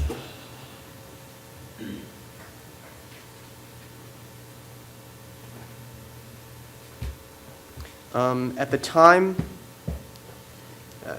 this incident was occurring, did you believe that the gun, or what turned out to be an airsoft or a pellet or a BB gun, when this was all happening, did you believe that it was a real firearm? Yes. I have nothing further.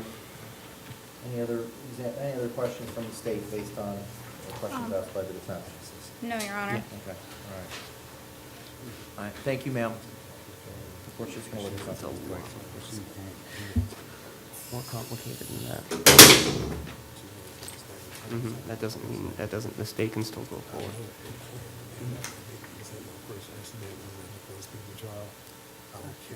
Okay, all right, well, that's something that we're gonna have to figure out moving forward, okay?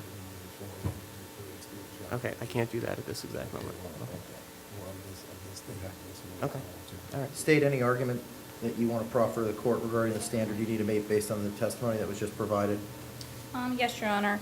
The state would still ask that the defendant be held on no bond on counts 3 and 6 for the reasons stated previously, and just taking the seriousness of these allegations into consideration, and that I understand that the victim did say that her interpretation of kidnapping is not what happened, but it's not the victim's interpretation, it's the law. I do find that the presumption is great, and that there is proof evident with regard to count 3 and 6, so there will be no bond with regard to count 3 and 6. With regard to counts 1 and 2, the bond will be set at $5,000 each. Count 4, $5,000, count 5, $5,000, and count 8, $5,000. The bond for counts 7, 9, and 10 will be stayed at $250. Sir, you're to have no contact with the victim in this case, indirectly or directly. Your Honor, can I be maybe heard? Yes, sir. Your Honor, even if Your Honor finds proof evident presumption great, Your Honor still has discretion to set a bond on counts 3 and 6. So Your Honor is not exercising that discretion this morning? I am not. The allegations in the arrest affidavit are very concerning, and viewing the witnesses that they've testified and the body language that was provided, I have concerns of the allegations that are in there, and I do find that it's proof evident presumption great. You can file a motion at a different point in time to readjust the bonds as necessary. It's considered all part of the same transaction or occurrence.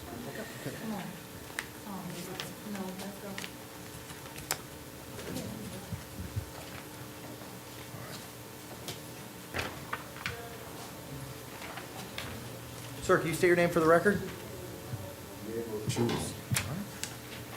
Court has reviewed the arrest affidavit in this case and does find that there is probable cause for count 1, battery, domestic violence, and count 2, resisting officer without violence. I do find that you qualify for the public defender's office and will appoint the public defender to represent you in this matter. With regard to bonds, count 1 will be set at $2,500. Count 2 will be set at $500. Sir, you're also not to have any contact directly or indirectly with any victim in this case, and to maintain separate residences, not return to the scene of the offense located at 1338 39th Street. Your Honor, may I be heard on the issue of probable cause? Sure. On count 2, just looking at the 4 corners of the document, it appears that Mr. Chooks allegedly ran or fled from law enforcement upon his site, but it doesn't mention that law enforcement made any affirmative commands for Mr. Chooks to stop. So simply running from police upon the site of law enforcement is not a crime. And it doesn't appear that he was interfering with their ability to to execute process or anything of that sort, because it doesn't mention that they asked him or commanded that he stop. The affidavit, the arrest affidavit, page 2, line 3, starts, "I got out of my vehicle and challenged Diego. As it was advised in the call, he had a knife. Diego looked at me and ran in the opposite direction towards 7-Eleven." I think that meets the criteria for a probable cause for resisting without violence. There was a challenge, there was an interaction, and there was an opposition under the statute. So I do find that probable cause has been met with regard to count 2.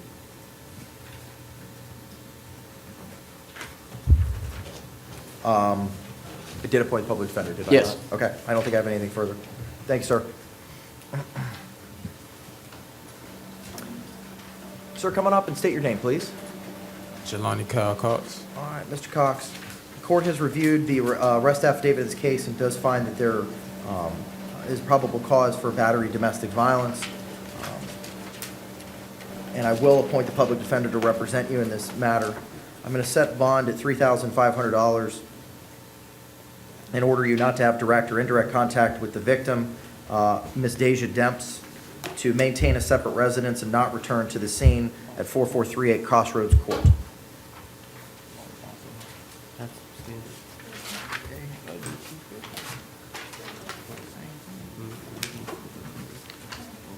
Can I get Your attorney. no hostile? 'Cause I have kids.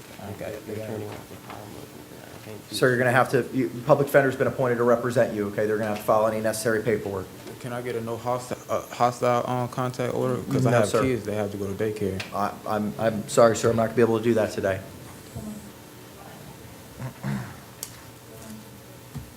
Sir, coming up, can you state your name, please? Yo, no, sir. Good morning. Mr. Espinoza, good morning. I think it might be morning, I'm not sure. Oh, good afternoon. Sorry That's all about right. Court's reviewed the arrest affidavit and finds that there is probable cause for the sole count of battery and domestic violence.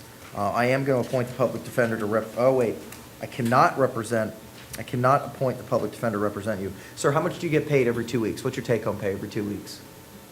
Roughly $825, $850 every 2 weeks.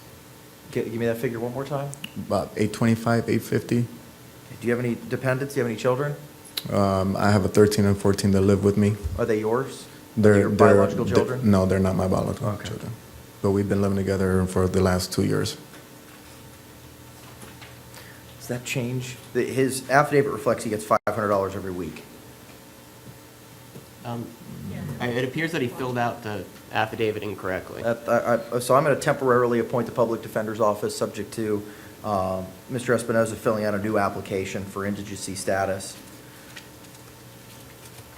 I do see that he does qualify for PTR. State, what's your position on that?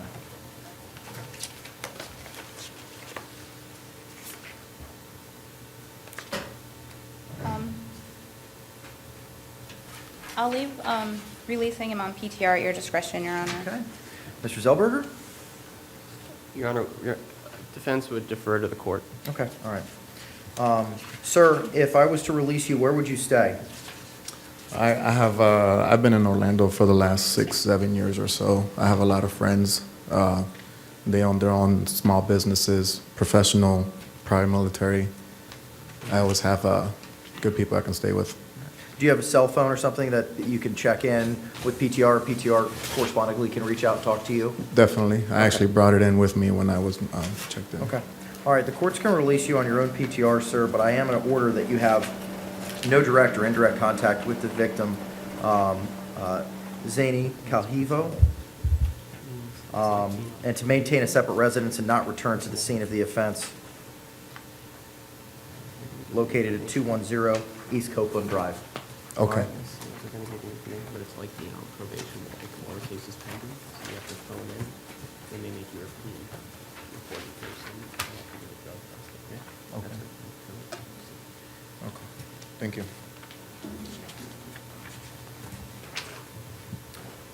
Ma'am, come on up. State your name, please. Virginia Galarza. All right, ma'am, the court has reviewed the arrest affidavit in this case and finds that there is probable cause for count 1, battery for domestic violence. I don't, does she have any forms with her if she qualifies for representation by the Public Defender's Office? Did you fill out an affidavit where it asks how much money you make, how much money's in your bank account? Did you fill out a form like that? Your Honor, it appears that she hasn't filled out an affidavit of insolvency. I am temporarily going to appoint the public defender, subject to her completing the form, and to finalize whether or not she qualifies for it. PTR is advised that she does qualify for PTR. Ma'am, where do you live? I live in 5988 Ben Pan Drive, apartment 188, Orlando. Okay. Do you have anywhere else to go other than that location where you may be able to stay or reside? My daughter is not there. She live. Okay. She left the state. She did leave the state? Okay, all right. All right, ma'am. Any questions or argument from you, Ms. Blotzer? No, Your Honor. All right, Mr. Zellberger? Ma'am, very briefly, will you have a working cell phone if you're released from the jail? Will you have a working cell phone if you're released from the Orange County Jail? My husband picked up my belongings last night. Okay. But I only have my clothes. Right, but do you have a cell phone that you can access once you get, if I let you out of here? That's what I meant. So you can Okay. check in with PTR, or PTR Yes. can check in with you on a weekly Yes, sir. basis? Okay, all right, ma'am, I'm going to release you on PTR, but I'm also going to order that you have no contact directly or indirectly with the victim in this case, and to continue to maintain separate residences, okay? Thank you.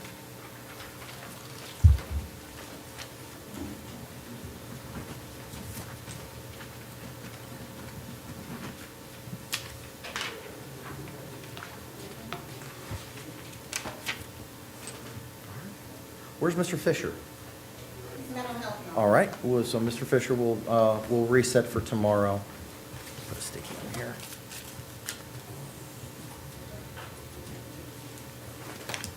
Okay. Ma'am, could you state your name for the record? Sanaya Gideon. All right. Court has reviewed the arrest affidavit and finds that there is probable cause for the sole count of battery domestic violence. Sir, could you state your name for the record? Kinkino Bagidi. All right. Sir, could you raise your right hand for me? All right, thank you. You swear to tell the truth, whole truth, and nothing but the truth, so help you God? Yes, ma'am. All right, sir, what is it you'd like to tell me? I really believe that she's not a bad person. I guess she got the emotion going on to her head. Then I guess she was listening to her friend too much, and then she chose to, take the bad advice instead of, living as a family. Okay. Any questions from you, Ms. Blotzer? Not at this time, Your Honor. All right. Mr. Zellberger? Just very briefly, sir, do you guys live together? Yes, sir. Would you be willing to allow my client back into the home? Yes, sir. Do you have children together? Yes, sir. How many? One. Do you wish to communicate with my client while this case is still pending? Yes, sir. She's the mother of my children. Okay. And is it necessary to communicate with her in order to, and for the sake of the child? Yes, sir. Okay. Would you have any objection to the judge imposing what's called a no hostile contact order, meaning that she could have contact with you, you could have contact with her, but it can't be hostile or angry or aggressive in nature? Would you be okay with that? Yes, sir. I have nothing further. Ms. Blotzer?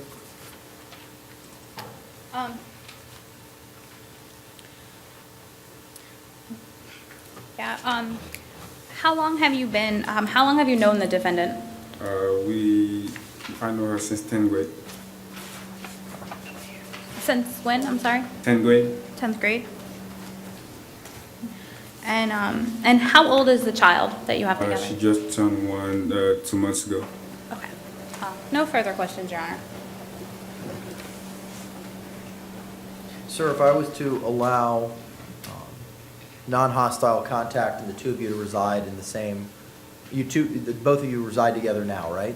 Yes, sir. If I was to allow non-hostile contact and the two of you to reside with one another, do you still feel like you would be safe?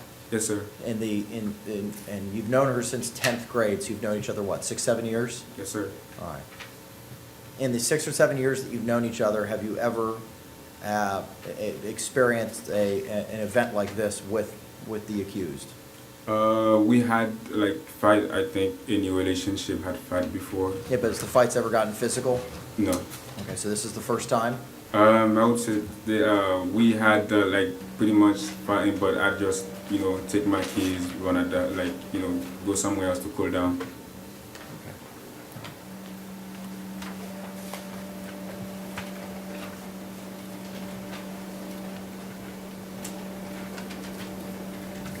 I see she qualifies for PTR. So, ma'am, I'm going to release you through do you have a working cell phone? They have it. No, I know, but do you have a cell phone that if you get out of here today that you can use to check in with PTR, they can get in and check in with you on a weekly basis? Yeah, I do, but I don't know if they have a charge on it. I don't know. Okay, but I don't if have you to get charge. home and charge it, it'll work, right? Yeah. Okay. Ma'am, what do you do for a living? I work at Disney Okay. You work full-time or part-time? full time. Where? Hollywood Studio, ABC Commissary.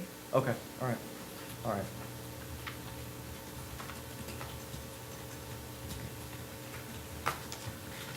Court's going to order no hostile contact and release you on PTR.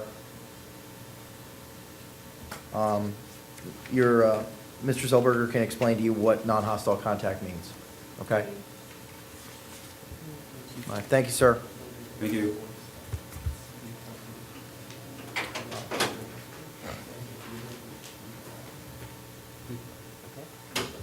Ms. Gideon, I'm also going to order that you not possess any weapons or firearms. There's an allegation about a use of a knife. So I'm also going to order you not to possess any weapons or firearms either, okay? All right, thank you. Ms. Givens? Hello. Hello, could you state your full name for the record, please? Lenaria Givens. All right, ma'am. Court has reviewed the arrest affidavit and finds that there is probable cause for battery domestic violence. Does she qualify for representation by the public defender? Did you fill out an affidavit of insolvency? It asks you how much money you made for the owning property. No, when she asked me, did I need a public defender? I said no. Okay, so you don't want a public defender? Okay. You plan to hire a private attorney? What do you want to do? You want to represent yourself? Okay. Your Honor, she did not fill out Ms. Gibbons did not fill out an affidavit of insolvency. However, she does want the appointment of the public Ma'am, defender's how much do you office. make, do you work? Yes, sir. How much do you take home every 2 weeks? About $800, $900. $800 or $900? Do you have any dependents or children? No. Okay. Would she qualify making $800 or $900? Yes. Okay. All right, the clerk's confirmed that you would qualify for representation by the public defender based on what you told me, so I will appoint the public defender to represent you in this case.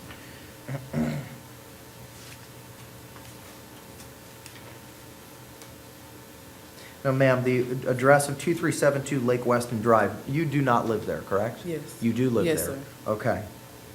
You live there with your biological sister, Miss No. Ward? Okay. So Miss Ward came to Yes. your Ms. Ward. house? She does not live there. Okay, all right, all right. So ma'am, I'm going to release you on your own. Do you have a working cell phone? Yes, sir. Okay, all right. All right, ma'am, the court's going to release you on under PTR. It's important to make sure that cell phone's charged so that you can communicate with them on a weekly basis and they can communicate with you on a weekly basis. I'm going to order you to maintain separate residence for Miss Ward and to not have any contact directly or indirectly with her.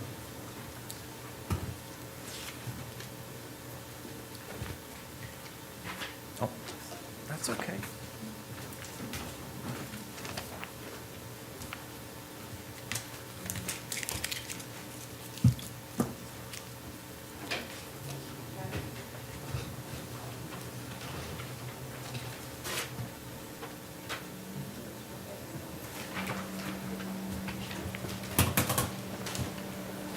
Afternoon, sir. Could you state your full name for the record?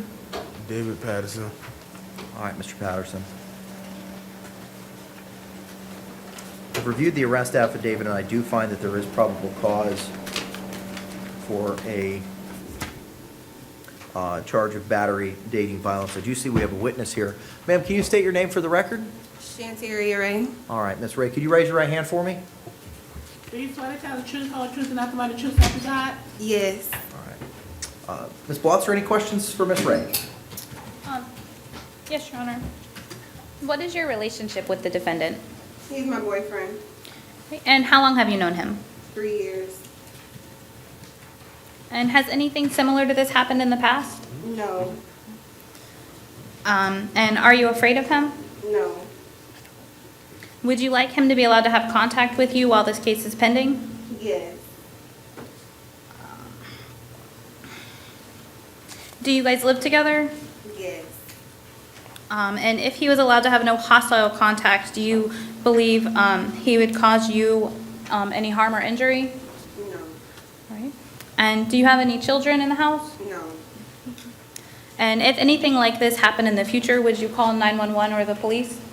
Yes. I have no further questions, Your Honor. Okay. Mr. Zellberger?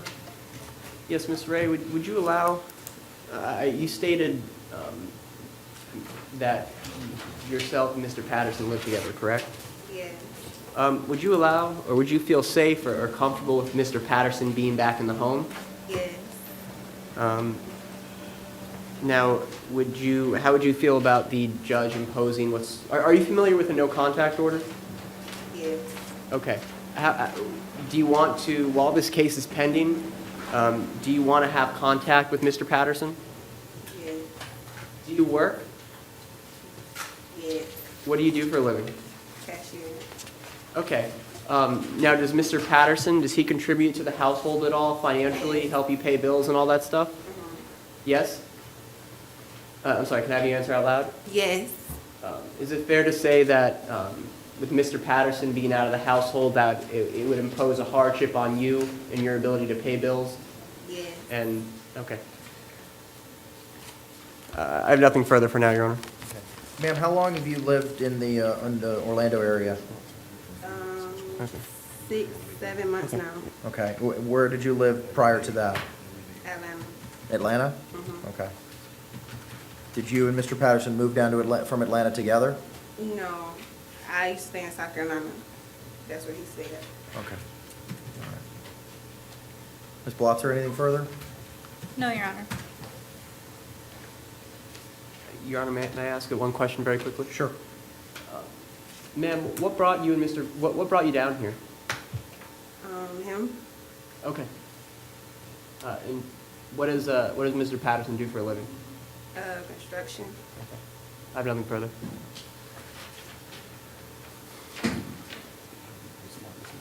Okay, I know. Judge is going to do what he's going to do. Okay, if I can make an argument, I will.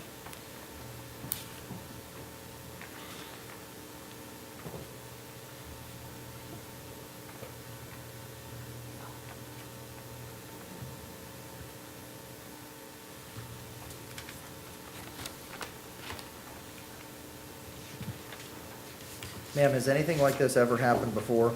No. Was there anything, so this event happened on the 31st. Did any event happen between you and Mr. Patterson on the 30th? Was there a verbal disagreement in the No. apartment on the 30th? No. He just read a few texts. What do you mean? It was just text messages that set it off.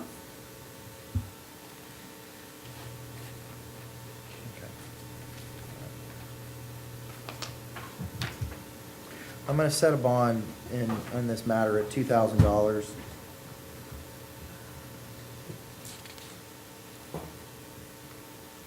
Ma'am, thank you for your testimony, but I'm concerned with the allegations in the arrest report and what the neighbors have testified as to what they heard. For the moment, I'm not going to allow any contact directly or indirectly between you and Mr. Patterson. I'm going to order maintenance of separate residences and that he's not to return to the scene of the offense. The apartment located 5476 Lake Margaret Drive, apartment 1609. Thank you. I thought I did. No, thank you. Does he have the paperwork as to whether or not he qualifies for representation by the Public Defender's Office? I just made the assumption that he did. Asking how much money you make a week? No. Your Honor, it doesn't appear that he filled out an affidavit of insolvency. Okay, sir, how much money do you take home every 2 weeks? I get paid every week, Okay, how much do you get paid every week? like 7, 8. $700 or $800? Sir, if you're getting $700 a week, you make too much money to qualify for representation by the Public Defender's Office, so you would have to retain private counsel. He makes $500 a week. Okay. He can fill out an application. I'm not going to appoint the Public Defender's Office. Your Honor, since he is incarcerated, and it doesn't appear that he's going to bond out anytime soon, would Your Honor be inclined to provisionally appoint the Public Defender's Office so that he has counsel? I'll temporarily appoint Okay. him, subject to him filling out the application. But if the application reflects he makes $700 a week, I mean, we know what the guidelines are. So he's gonna have to retain his own counsel. It just makes too much money for the PD to represent him. Okay? All right. But I will temporarily appoint the Public Defender's Office. Thank you. All right, thank you. Thank you, ma'am.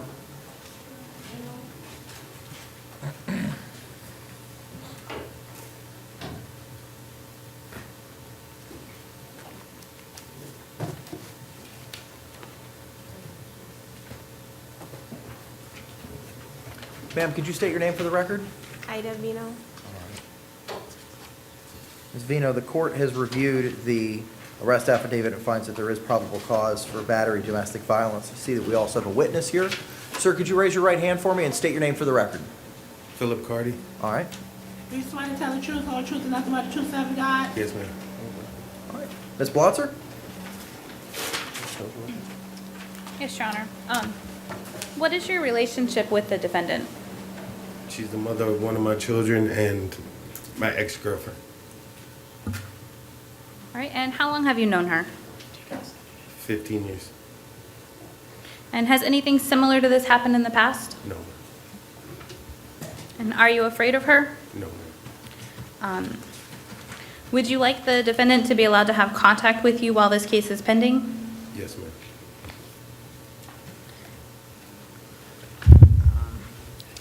And do you live together? Yes, ma'am.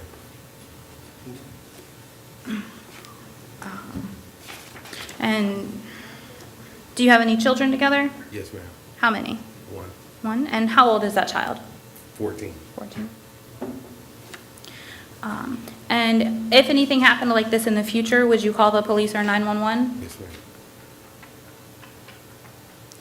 No further questions, Your Honor. Sir, the child's 14 years old? Yes, sir. And that's the child between you and the defendant? Yes, ma'am. Okay. And how long have you guys been in a relationship with each other? About 6 years this time. All right. What do you mean by this time? Because we have a 14-year-old together. I know, I'm just trying to do the math. I'm just trying to figure this But we out. ended up breaking up while she was pregnant. Okay, all right. Okay. Any questions from you, Mr. Zellberger? Sir, how do you feel about Ms. Vino being allowed back into the home? It's all right. Would you be okay with it? Yes, ma'am. Yes, sir. I'm sorry. Okay. Now, does Ms. Vino work? Yes. Does she help pay bills? Yes. Does she help pay a mortgage or rent? Yes. Does her paycheck help with childcare? Yes. Is it fair to say that if Ms. Vino were not allowed back into the home, then it would impose a hardship on you and your child? Yes. Okay, so it would be difficult if she were not allowed to live with you and if she could not have contact with you? Yes. Okay. As it stands today, are you in fear of Ms. Vino? No. I have nothing further at this time. Ms. Blotzer? Nothing further, Your Honor. I see she does qualify for PTR, and I'm inclined to do that. My concern is sending them back to the residence and having them cohabitate based on the allegations in the affidavit. Ms. Blotzer, do you care to be heard on that? No, Your Honor. I'll leave it in your discretion.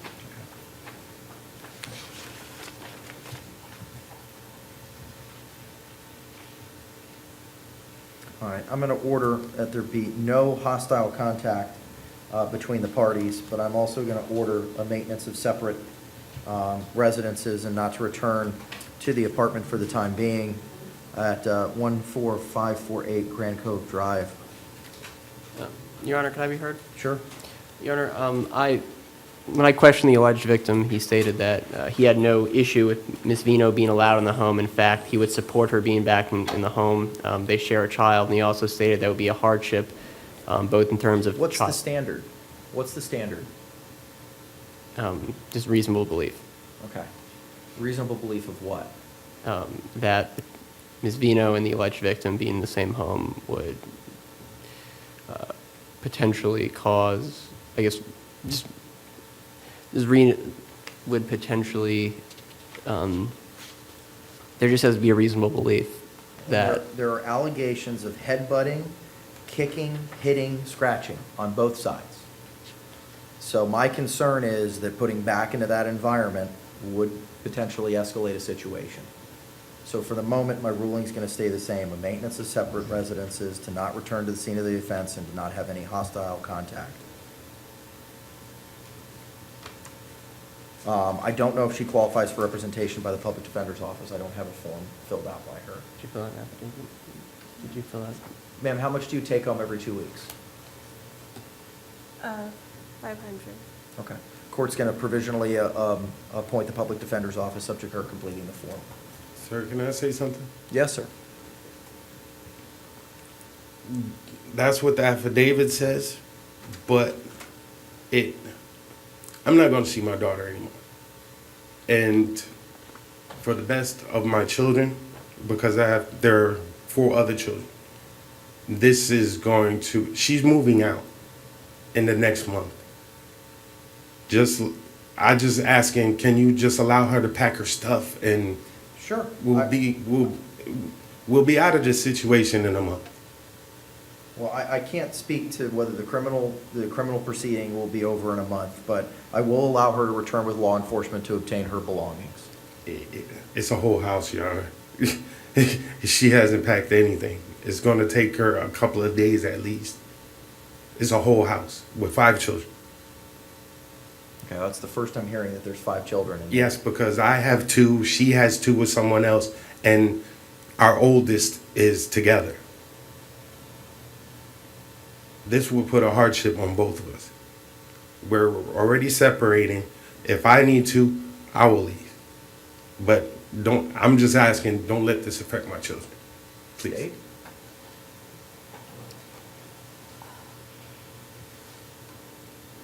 Your Honor, I'll leave it in your discretion. I understand with, 5 children, it could be difficult to maintain separate residences, but I understand the concern as well.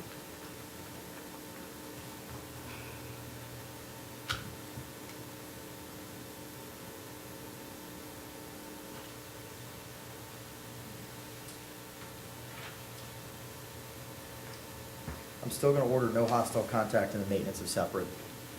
If you need to move to a different location so she can stay there, then fine. But for the moment, I'm going to maintain separate residences. This is something that could be taken up at a bond hearing at a different time.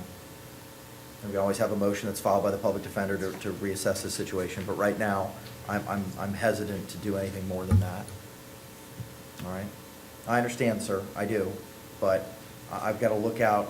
I've got to look out for everybody here. And I understand where you're coming from. I do. But I'm worried about the allegations in the arrest affidavit are a little concerning to me. So I'm going to order no hostile contact and to maintain separate residences. And I will appoint, yes, and I will appoint the public defender temporarily. And a bond? PTR. Your Honor, can you set a bond in the alternative? She has to provide an alternate address to be released on pretrial. Okay. Bond will be set at $1,000. So it's 1,000 or PTR? Yes, because my understanding she needs to provide an address. Can we possibly do that on the record right now? Is there anywhere else you can go? There's no other address you can go for now? Okay. Never mind, Your Honor. All right, thank you. Thank you, sir.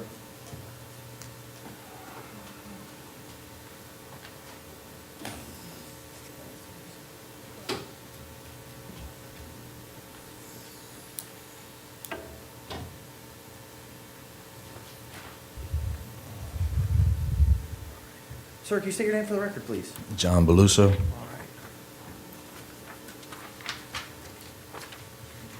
All right, Mr. Beluso, the courts have reviewed the arrest affidavit and finds that and the arrest warrant finds that there is probable cause for count 1, burglary of a conveyance, and count 2, petty theft.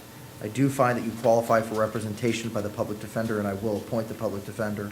Bond will be set at $3,500 for count 1, and $1,000 is to count 2.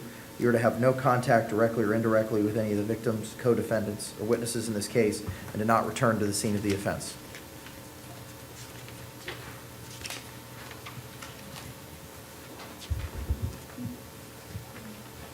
Okay, well, then, Did he sign a no okay. contact order? Did he get a no contact order? Okay. Yeah, but Oh, no, it's just for DV. So scratch that. Never mind. Okay. Don't say that out loud, no. All right, sir, can you state your name for the record? Ray Don Tequila Mar Benton, sir. Happy holidays to you, sir. Yes, sir, thank you. Happy New Year. All right, the court has reviewed the arrest affidavit and finds that there was a warrant, and finds that there is probable cause as to count 1, grand theft from a dwelling or curtilage, and count 2, dealing in stolen property. I do find that you qualify for representation by the public defender, so I will appoint the public defender. I'm going to stay the bond at $2,500 is to count 1 and $1,000 is to count 2. The court reflects that there are 3 other open cases. Does the state wish to be heard as to any action to be taken on those 3 other cases? Not at this time, Your Honor. Okay, all right. Mr. Zellberger? No, Your Honor. Okay. Court's not going to take any action on those other 3 matters. Thank you. Have a great holiday, sir. Yes, sir, thank you. Sir, could you state your name for the record? Oh, heck. Okay. Don't bring that up, okay? Yep, let me see your paper.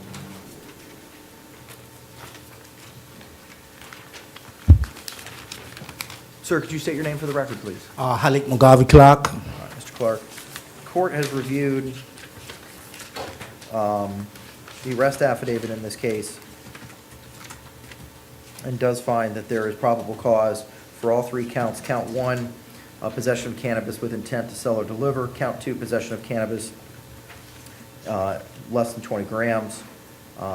And count 3, possession of 3,4 methyl, metham, MDMA, ecstasy.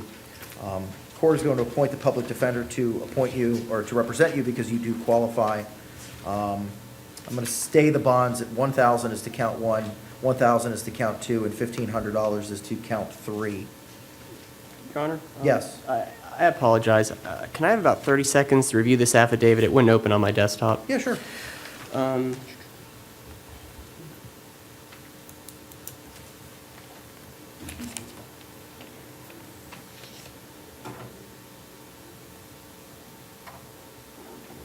Your Honor, as to probable cause, it doesn't appear, I'm just looking at this affidavit now, but the officer mentions a large amount of cannabis, but it doesn't appear that it was weighed to determine whether or not it was over 20 grams.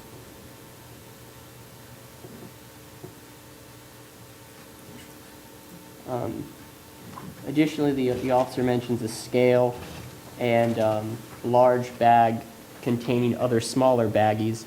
But from what I can tell, it doesn't appear that the cannabis was bagged in those baggies. And I mean, it says several baggies. I mean, several baggies can mean 3.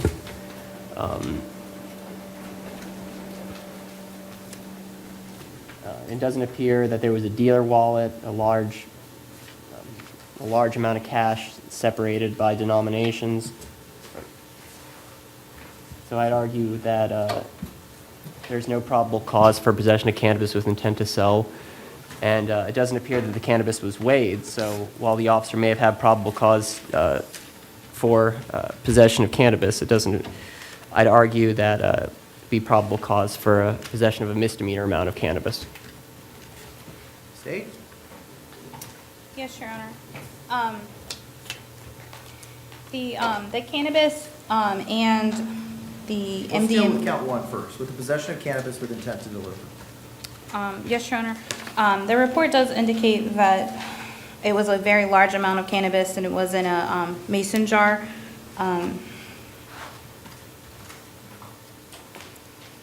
Give me 1 second, I've just lost my place.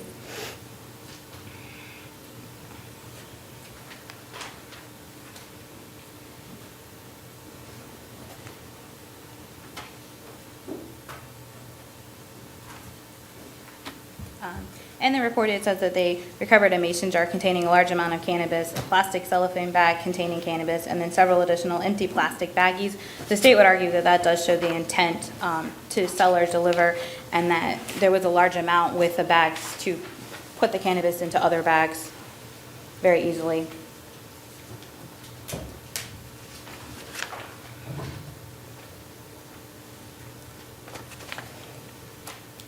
Okay, what about as to count 2? As to count 2, Your Honor, based on my understanding, when the police do weigh the cannabis, they weigh it in whatever container it's in. Given that the report claims it was in a mason jar, that would come up to more than 20 grams just on the weight of the container it was in. In the alternative, I would ask for a 24-hour reset to get a supplemental report for clarification from the officer on the weight. I do find that there's probable cause as to count 1, even with counsel's argument. The large plastic bags containing multiple smaller bags, multicolored bags in the back of the rear, and a digital scale, I think, is enough to show probable cause. With regard to count 2, possession greater than 20 grams, I'm going to allow the state 24 hours to file a supplemental affidavit with regard to that count and the amounts. But I do find probable cause exists as to counts 1 and 3. And the bonds will maintain as they were set, will be stayed as they were set originally, $1,000 and $1,500 respectively. And I have appointed the public defender. I'm not going to take any action on the companion case, 2019 CF 17628.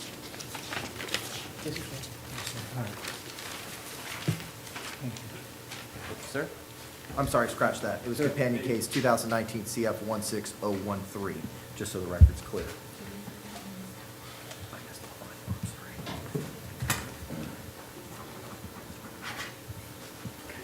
Sir, could you state your name for the record? Nicholas Denzler. All right, Mr. Denzler. We're here, we've got two matters here before you. Case number 2019 MM 009356. There was a capias that was issued, no, scratch that. That's the wrong case. Hang on. There was a capias that was issued for failure to appear on an arraignment dated December 10th, 2019. I do find that there's probable cause, and I will stay the bond in the amount of $2,000, and I will appoint the public defender to represent you. With regard to case number 2019 CF 011256, there was a capias issued on that for failure to appear for a pretrial conference on December the 11th, 2019. I do find that there is a probable cause, and I'm going to stay the bond at none, and I will appoint the public defender to represent you.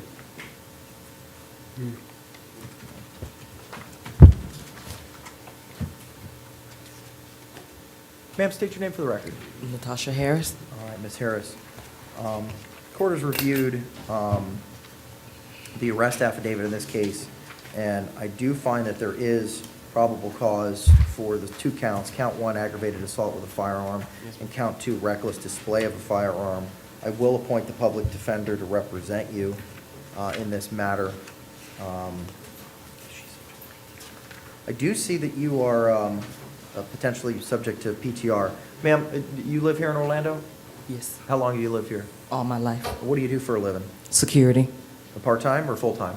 Right now I'm on medical leave, Okay. but I do it full time. All right.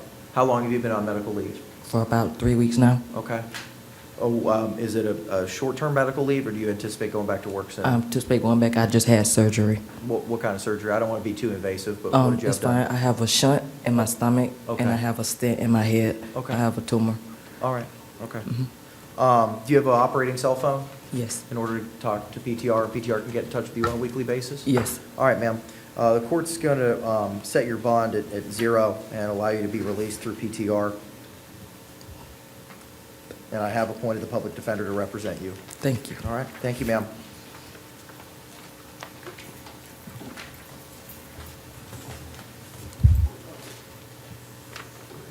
Sir, can you state your name for the record? Yes, sir. It's William Alex Hayes.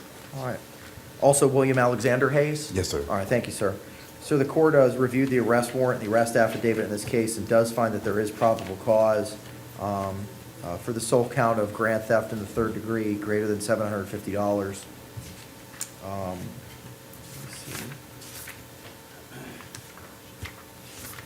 You do qualify for representation by the public defender's office, so I will appoint the public defender to represent you. Okay. Mr. Zellberger? Oh, no, Your Honor, I have Okay. nothing to add. All right. I'm going to stay the bond at $3,500. And sir, you're not to have any communication with any of the victims or witnesses or co-defendants in this case, and to not return to the scene of the offense. And where is that, sir? I have no idea what this is even about. What I'm looking. Because I've been in this jail since November, so I'm not sure exactly when this happened or what's being said that happened or anything. We'll discuss the facts of the case.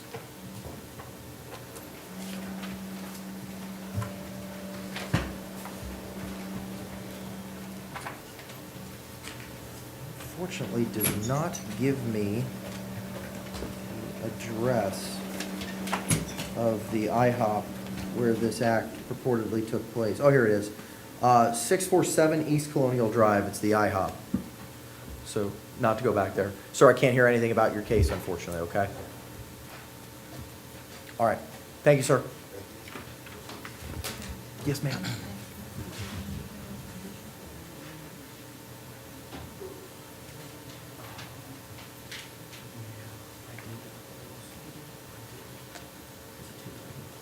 Can you bring Natasha Harris back? Natasha Harris? Yes, please.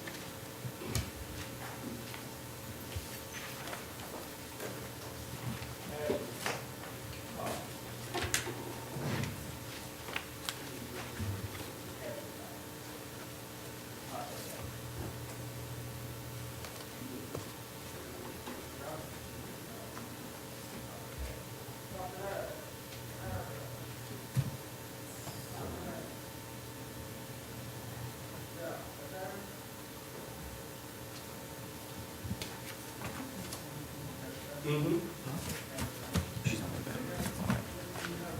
All right, well, she's coming back. Let's call the next one up. Come up, sir. Could you state your name for the record, please? Jackson. All right, Mr. Jackson. Court's reviewed the arrest affidavit in this case and finds that there is probable cause for all four counts. Count one, possession of a weapon or ammo by a Florida delinquent adult felon. Count two, carrying a concealed firearm. Count three, improper exhibition of a weapon or firearm. And count four, or resisting officer without violence. The court will appoint the public defender to represent you in this matter. The bonds are going to be stayed as they were at $4,000 for count one, $1,000 for count two, and $500 respectively for counts threes and four. Yes, sir. Okay, thank you, sir. Thank you. I'll keep Ms. Harris. Where's Ms. Harris? Okay, you've got it. Sir, come on up and state your name, please. Anthony Bailey Johnson.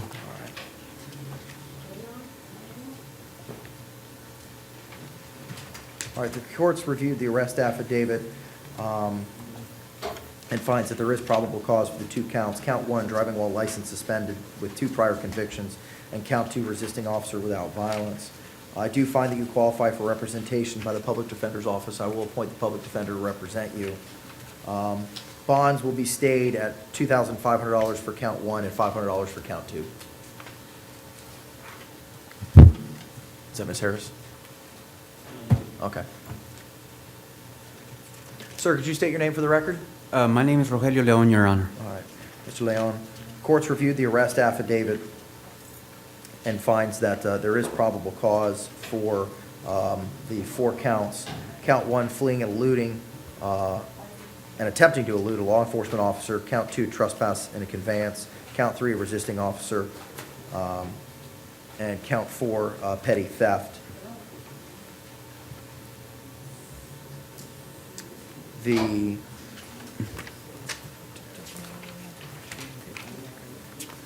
do not have his paperwork as to whether or not he qualifies for representation by the public defender's office.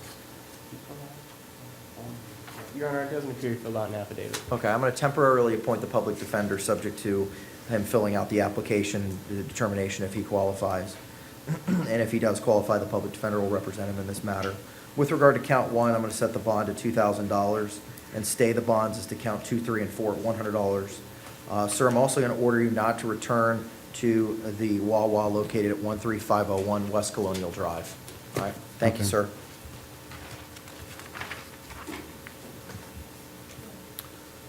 Oh, Ms. Harris? Yes, sir. All right, ma'am, two other things I did not tell you, I forgot, and I apologize. Ma'am, I'm going to order that you not possess any weapons or firearms and to turn them in within 24 hours of your release. Okay. Okay? All right. All right, thank you. Thank you. Sir, come on up. You state your name for the record, please. Yeah, my name is Alexander George Roman Lopez. I need to say something to you when you give me the opportunity. Okay, hang on a second, sir. Sir, are you also known as Alexander Antonio Mateo? No, sir. Oh, he's mental health? Okay. No, I don't mental health, really. Hang on, sir, hang on. Different person. All right, so we'll reset him for tomorrow.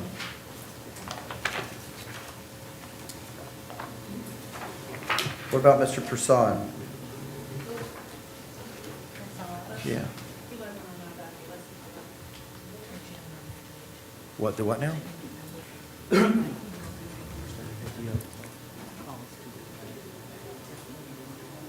But the inmate number is 2000-003.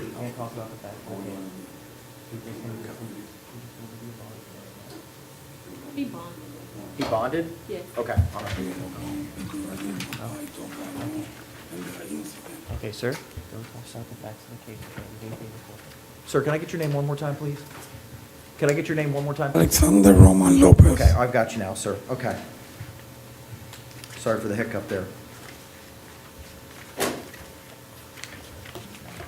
All right, the court has reviewed the arrest affidavit in this case, and we've got a couple of cases regarding you, sir, so we're going to take these one at a time.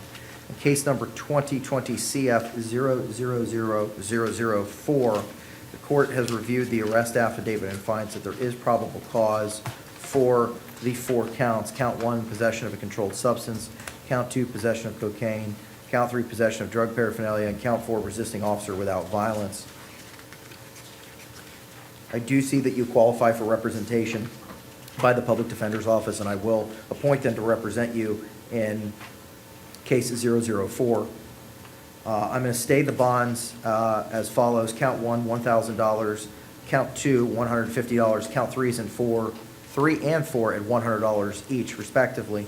With regard to case number 2020 CT, Sir, hang on a second. It's the same case number. It should be a different case number.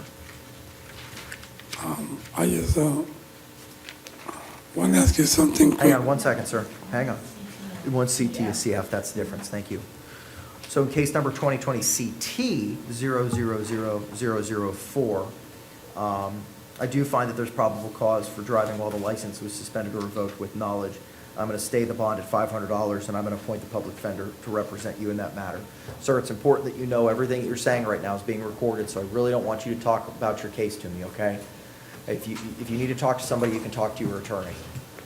But I just don't want anything you say to be used against you later, okay? Okay. All right. All right, that's it. Thank you, sir. How much more? Oh, which one?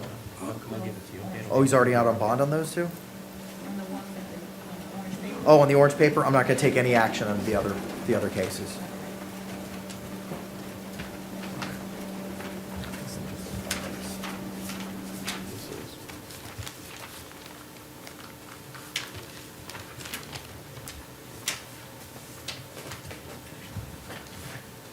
Sir, can I get your name for the record? My name is Jeffrey Allen Weisinger. Okay. Where's Mr. Sandoval? Hang on. Yeah, 2000-004. He bonded out? Okay, all right. What about Princess Ray? She did? Okay, thank you. All right, Mr. Weisinger, Court has reviewed the arrest affidavit and finds that there is probable cause for count 1 robbery, count 2 petty theft. I don't have any of your financial information. Did you fill out an application for indigency? No, sir. Okay, sir, how much money do you take home every 2 weeks? Do you have a job? Let me ask that question first. Are Yes, you sir. employed? Yes, sir. How much do you take home every 2 weeks? About 500. All right. The court's going to provisionally appoint the public defender to represent you, sir. You're going to have to fill out an application for indigency, and assuming that it comes out right, the public defender will continue to represent you. I'm going to stay the bond as to count 1, the amount of $2,500, count 2, $100, and sir, you are not to have any communication directly or indirectly with the victim, Pamela Torres. Okay? May I speak, sir? You're represented by counsel, sir. I'm going to give you the same statement I gave the last person. I'm not represented by counsel. I didn't ask for any. I told him I wanted to represent myself. Okay, sir. Well, right now, I've temporarily appointed the public defender's office, so that's a conversation you can have with the PD's office at a later date, okay? All right? I cannot speak. I'm concerned, sir, about what you're going to say if it has anything to do with the allegations that are in your case, because everything you're saying today is being recorded. I understand. Okay, what do you Your Honor, want to this tell would me? be, and of course, this would be against the advice of counsel. Understood. Go ahead, sir. In your report, you can see that there's a witness that said they witnessed the whole thing and witnessed that I hadn't really struck anyone or took anything from anyone. I understand That the that, sir. person struck me and I just walked away. I understand. So I don't understand why I'm here. I don't really understand why did I get arrested, because I haven't done anything. Okay, I understand, but sir, that's why it's important to have an attorney, and one can be provided for you who can vet all this stuff out and have the proper arguments before the court. I can't hear any of that stuff today, okay? I'm almost the one who was there, sir. The attorney wasn't there. I understand that, but today was just an. And there's a witness that was there too, that witnessed the whole thing. But the witness isn't here today. Talk about the facts of your case. So, again, the public defender's been appointed to represent you in this case, and they'll be able to advise you as to the next steps that need to be taken. But for what we're doing here today, I do find that there is probable cause that a crime was committed. How do you find that? Okay, sir, I can't get into that today, okay? I've already made my ruling, public defender's been appointed, and the bond amounts have been set. Sir, come on up. Sir, could you state your name for the record? Scott Zilla. All right, Mr. Zilla. The court has reviewed the arrest affidavit and a warrant for arrest and finds that there is probable cause for the claim of the use of an unlawful two-way communication device. I do find that you are indigent, and I will appoint the public defender to represent you in this matter, and I'm going to stay the bond at $1,000. I'm not going to take any action on case number 19 MM8129. Okay. All right. Thank you, sir. Thank you.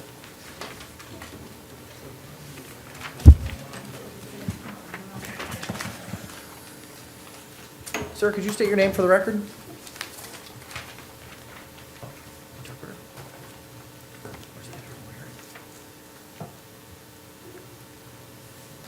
Sir, could you state your name for the record? Okay, say that one more time. I'm Sure. sorry. Could you state your name for the record, please, sir? I can't hear. Oh, sorry. No worries. David Bain. All right, hang on, Mr. Bain. Where's Miss Dominguez? She bonded, Your Honor. Okay, thank you.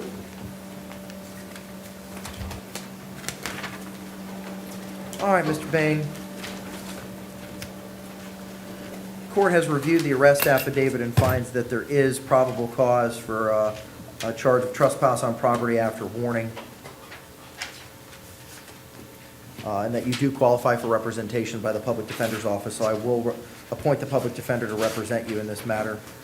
I'm going to stay the bond at $250.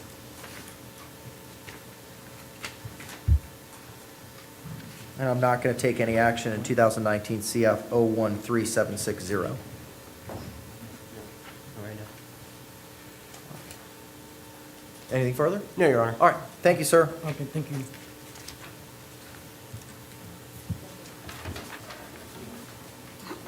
Oops. Okay. Sir, could you state your name for the record, please? Yes, sir, Justin Black. All right, Mr. Black.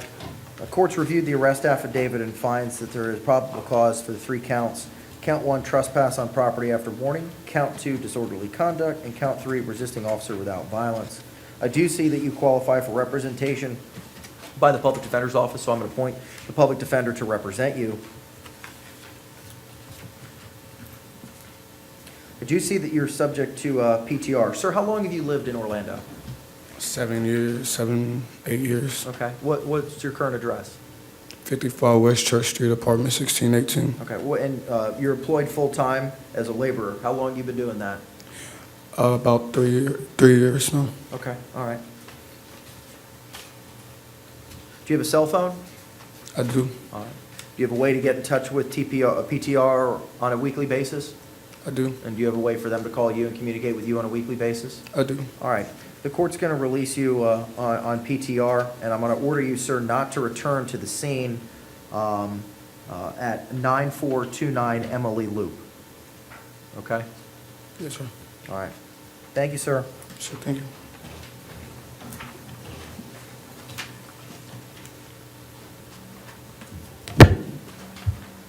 Sir, could you state your name for the record, please? Randolph Chamberlain. Hi, Mr. Chamberlain.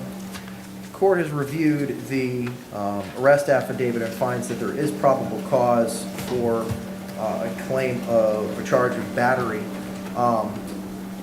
Sir, I don't see the application for indigency form. Are you employed, sir? Yes, sir. How much do you take home every 2 weeks? $450. Okay. I think that qualifies for representation by the Public Defender's Office. So I will temporarily appoint the Public Defender until you fill out that form, so it's in the court records, and then they'll be appointed on a full-time basis. I'm going to stay the bond at $500. And I think, I'm going to take no other action. Okay, that's fine. That's fine. Okay.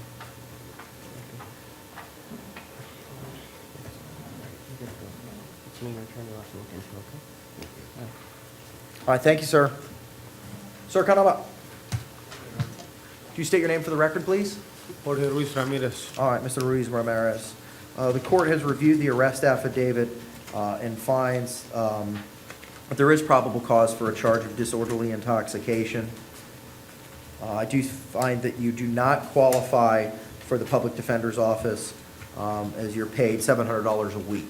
So Yeah, you're, I don't live here. I live in Georgia. That's the thing. all right, okay, I gotta go. I gotta go to Oregon. okay. $700 a week? Yeah. So I don't know if you can give me a fine or something. No, we can't resolve it. No, it's not going to be willing to do that. It's disorderly intoxication. Your Honor, I don't know if there's any way that we can perhaps resolve this case this morning. State?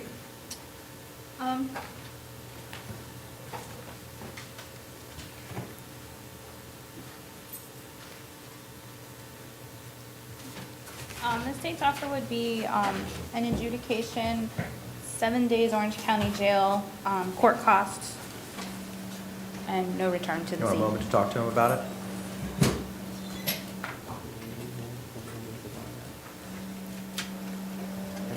Maybe 7 days in jail. Because you're not going to.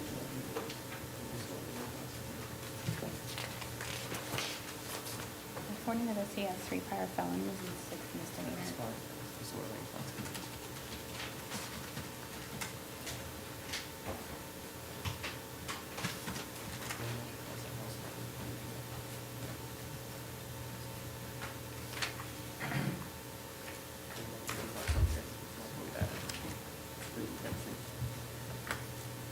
He lives in Georgia.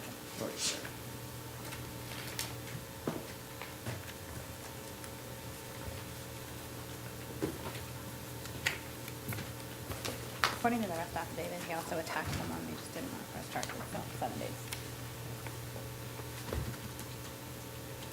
How much of the same days You have credit for one.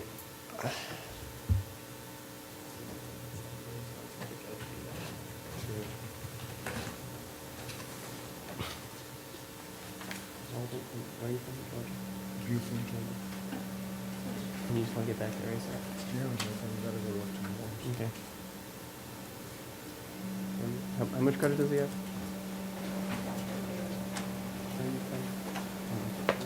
Are you from? Louis, how you guys Your Honor? Yes. Mr. Ruiz lives in Georgia. I mean, it's a charge of disorderly intoxication. And it's his plan to get back to Georgia as soon as possible so that he can get back to work. I don't know if Your Honor would be inclined to sentence him to time served. State? How long's he been out here? 2 days? Yes, Your Honor. The state's offer was 7 days. According to the arrest affidavit, he had also attacked a victim in the street. That person, however, declined to press charges. And the defendant was banging on the door of an ex-girlfriend's house while intoxicated. That the state would ask for 7 days. Mr. Zellberger, any further argument? No, Your Honor.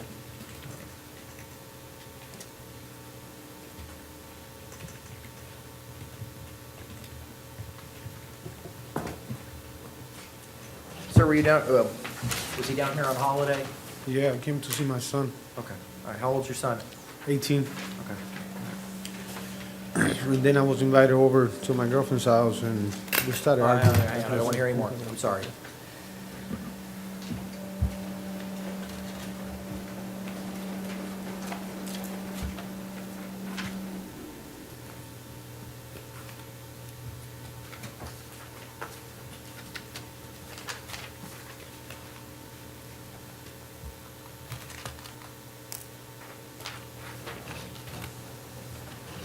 Mr. Zellberger, what is it you want me to do?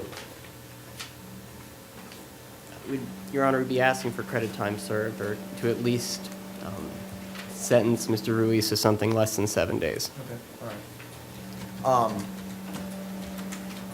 If he's going to plead guilty, the court would be inclined to sentence him to 4 days and give him time for 2 days served. Yeah. Okay. Yes, Your Honor. Okay, all right. Sir, you're going to be handed a plea form, and once you, we'll talk about that after you sign it, okay? Okay. 4 with credit for time served, too. That's it? Yep. All right, sir, you were handed a plea form. Did you read and understand that form? Yeah. All right, is that your signature on the bottom of the form? Okay. Do you understand the rights that you're giving up by entering into this plea? Yes. All right. Are you currently on probation? No. Are you a United States citizen? Yes. Okay.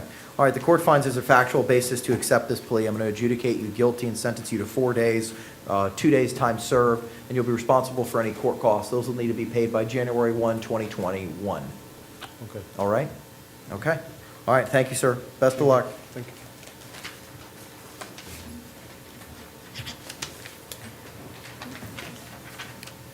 All right, so that one was a plea. Okay, thank you. Mr. Chauncey, could you state your full name for the record, please, sir? Marcus Kevin Chauncey Boykin, Jr. All right, sir. So there was a warrant out of Calhoun County for your arrest. So the court finds that there is probable cause, and I'm going to hold you at no bond because it's an out-of-county warrant. Under the administrative order here for the 9th Judicial Circuit, other counties had 72 hours to pick you up, not including weekends or holidays. And after that 72-hour period, if you haven't been picked up, you'll appear in front of another judge, okay? Yes, sir. All right, thank you, sir.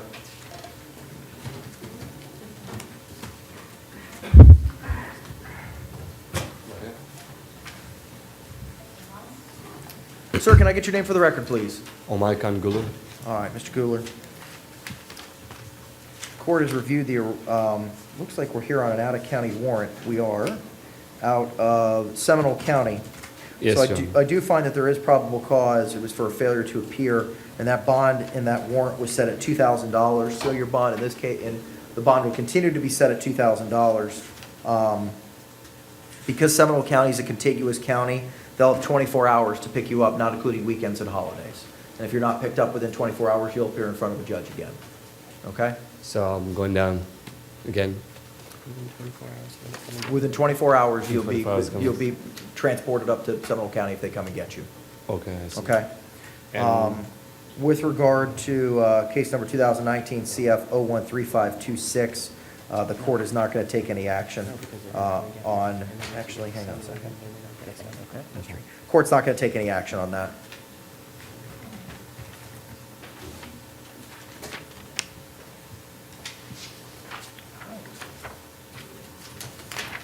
Sir, can you state your name for the record?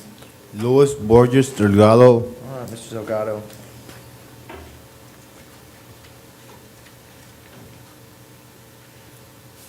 Court has reviewed the arrest affidavit in this case and finds that there is probable cause for burglary of an unoccupied structure, conveyance, and for a claim of petty theft. I do find that you qualify for representation by the Public Defender's Office, and I will appoint them to represent you. I'm going to stay the bond as to count one at $3,500 and count two at $500. With regard to 2019 CT 008951, the court is not going to take any action on that. Do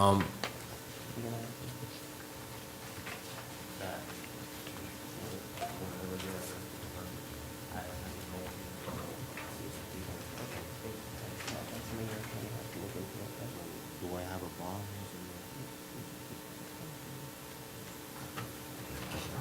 Thank you, sir.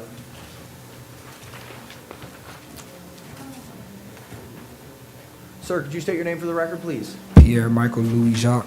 Where's Mr. Hickson? All right, we'll reset Mr. Hickson for a different day.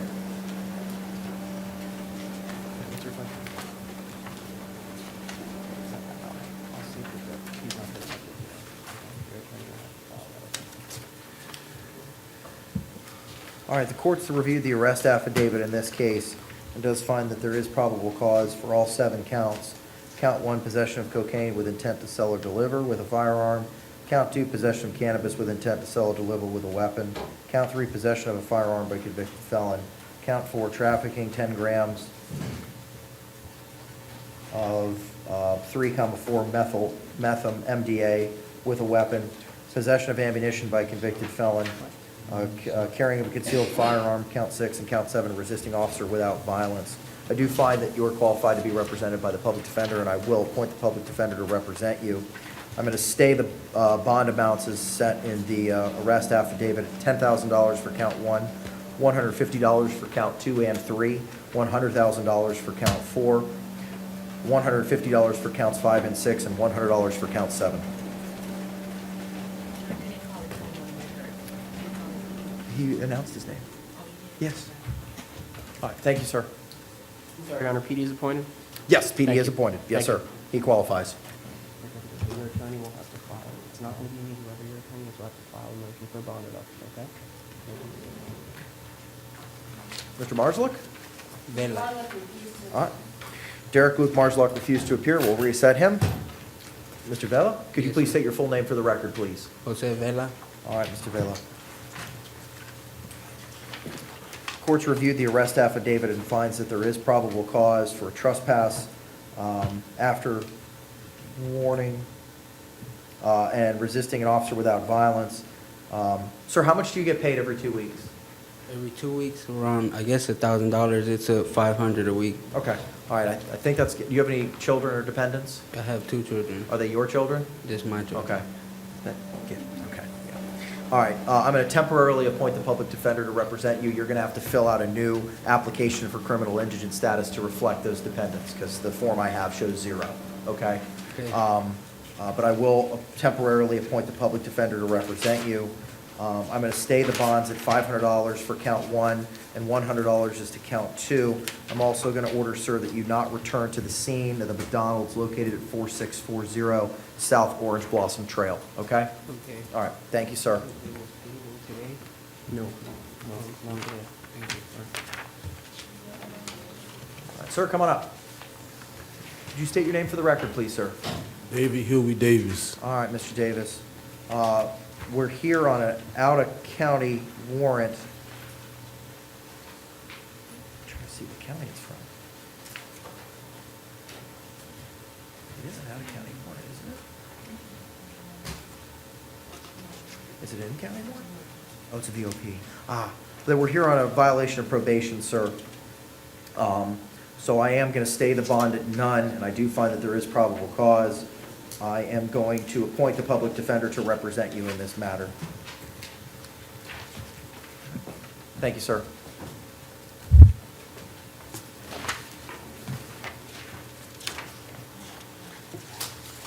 All right, where's Miss Glover? She bonded?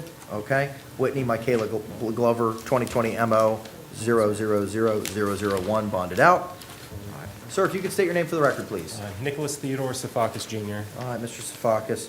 The court has reviewed the arrest affidavit and finds that there is probable cause for disorderly conduct. State, is there an offer on the table?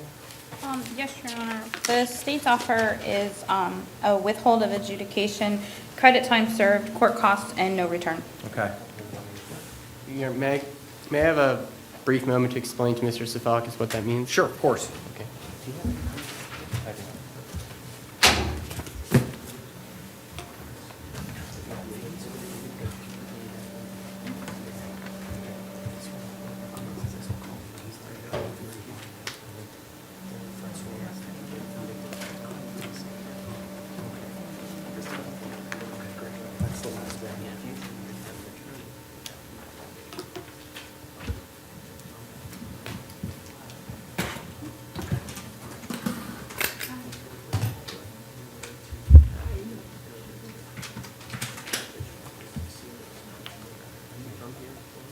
So yes, I'm right after the developer, so I'm safe.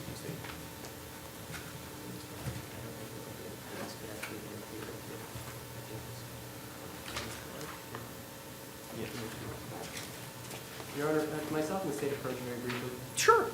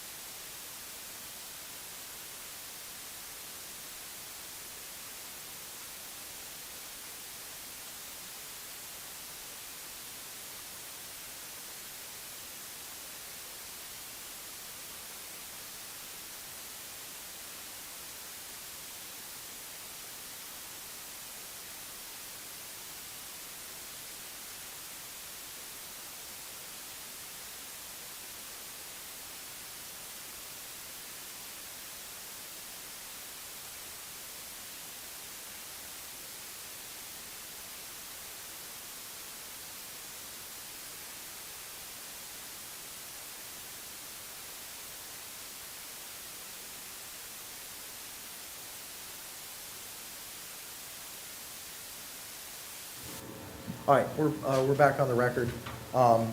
Sir, I understand, unfortunately, we may not be able to resolve this today because of situations you find yourself in based on your career. Upon reviewing your application, I do see that you're not going to be able to have representation through the public defender's office as you make $1,200 every 2 weeks. Do you have any children or dependents? No. Okay. So you most likely are going to have to obtain private counsel to represent you in this matter, okay? Okay, that's great.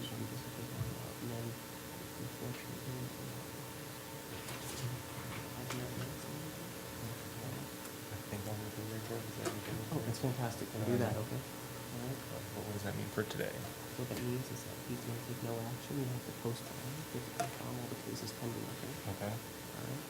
But yeah, I mean, if they'll pay for that, then fantastic. Okay. Okay, so I postpone and I leave and I have to come back or? Yes. They'll file.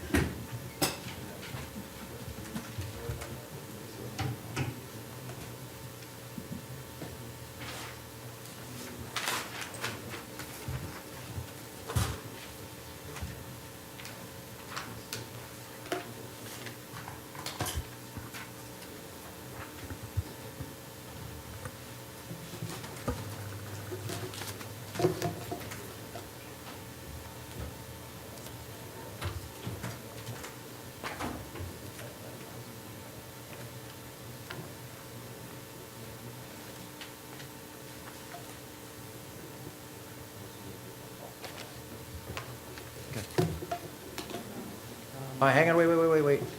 So, because I haven't said on the record what the bond is. Bond's gonna be stated $250, sir. You're gonna have to obtain private counsel to represent you. All right? Okay. All right, thank you very much, sir. Thank you, sir. Yes, sir. Have a good one. All right, last one is 2019 CT 001226, Michael Venz Francois, inmate number 19037049. Okay, I just wanted to make sure. All right, we are done for the day. Thank you so much. Thank you, Your Honor.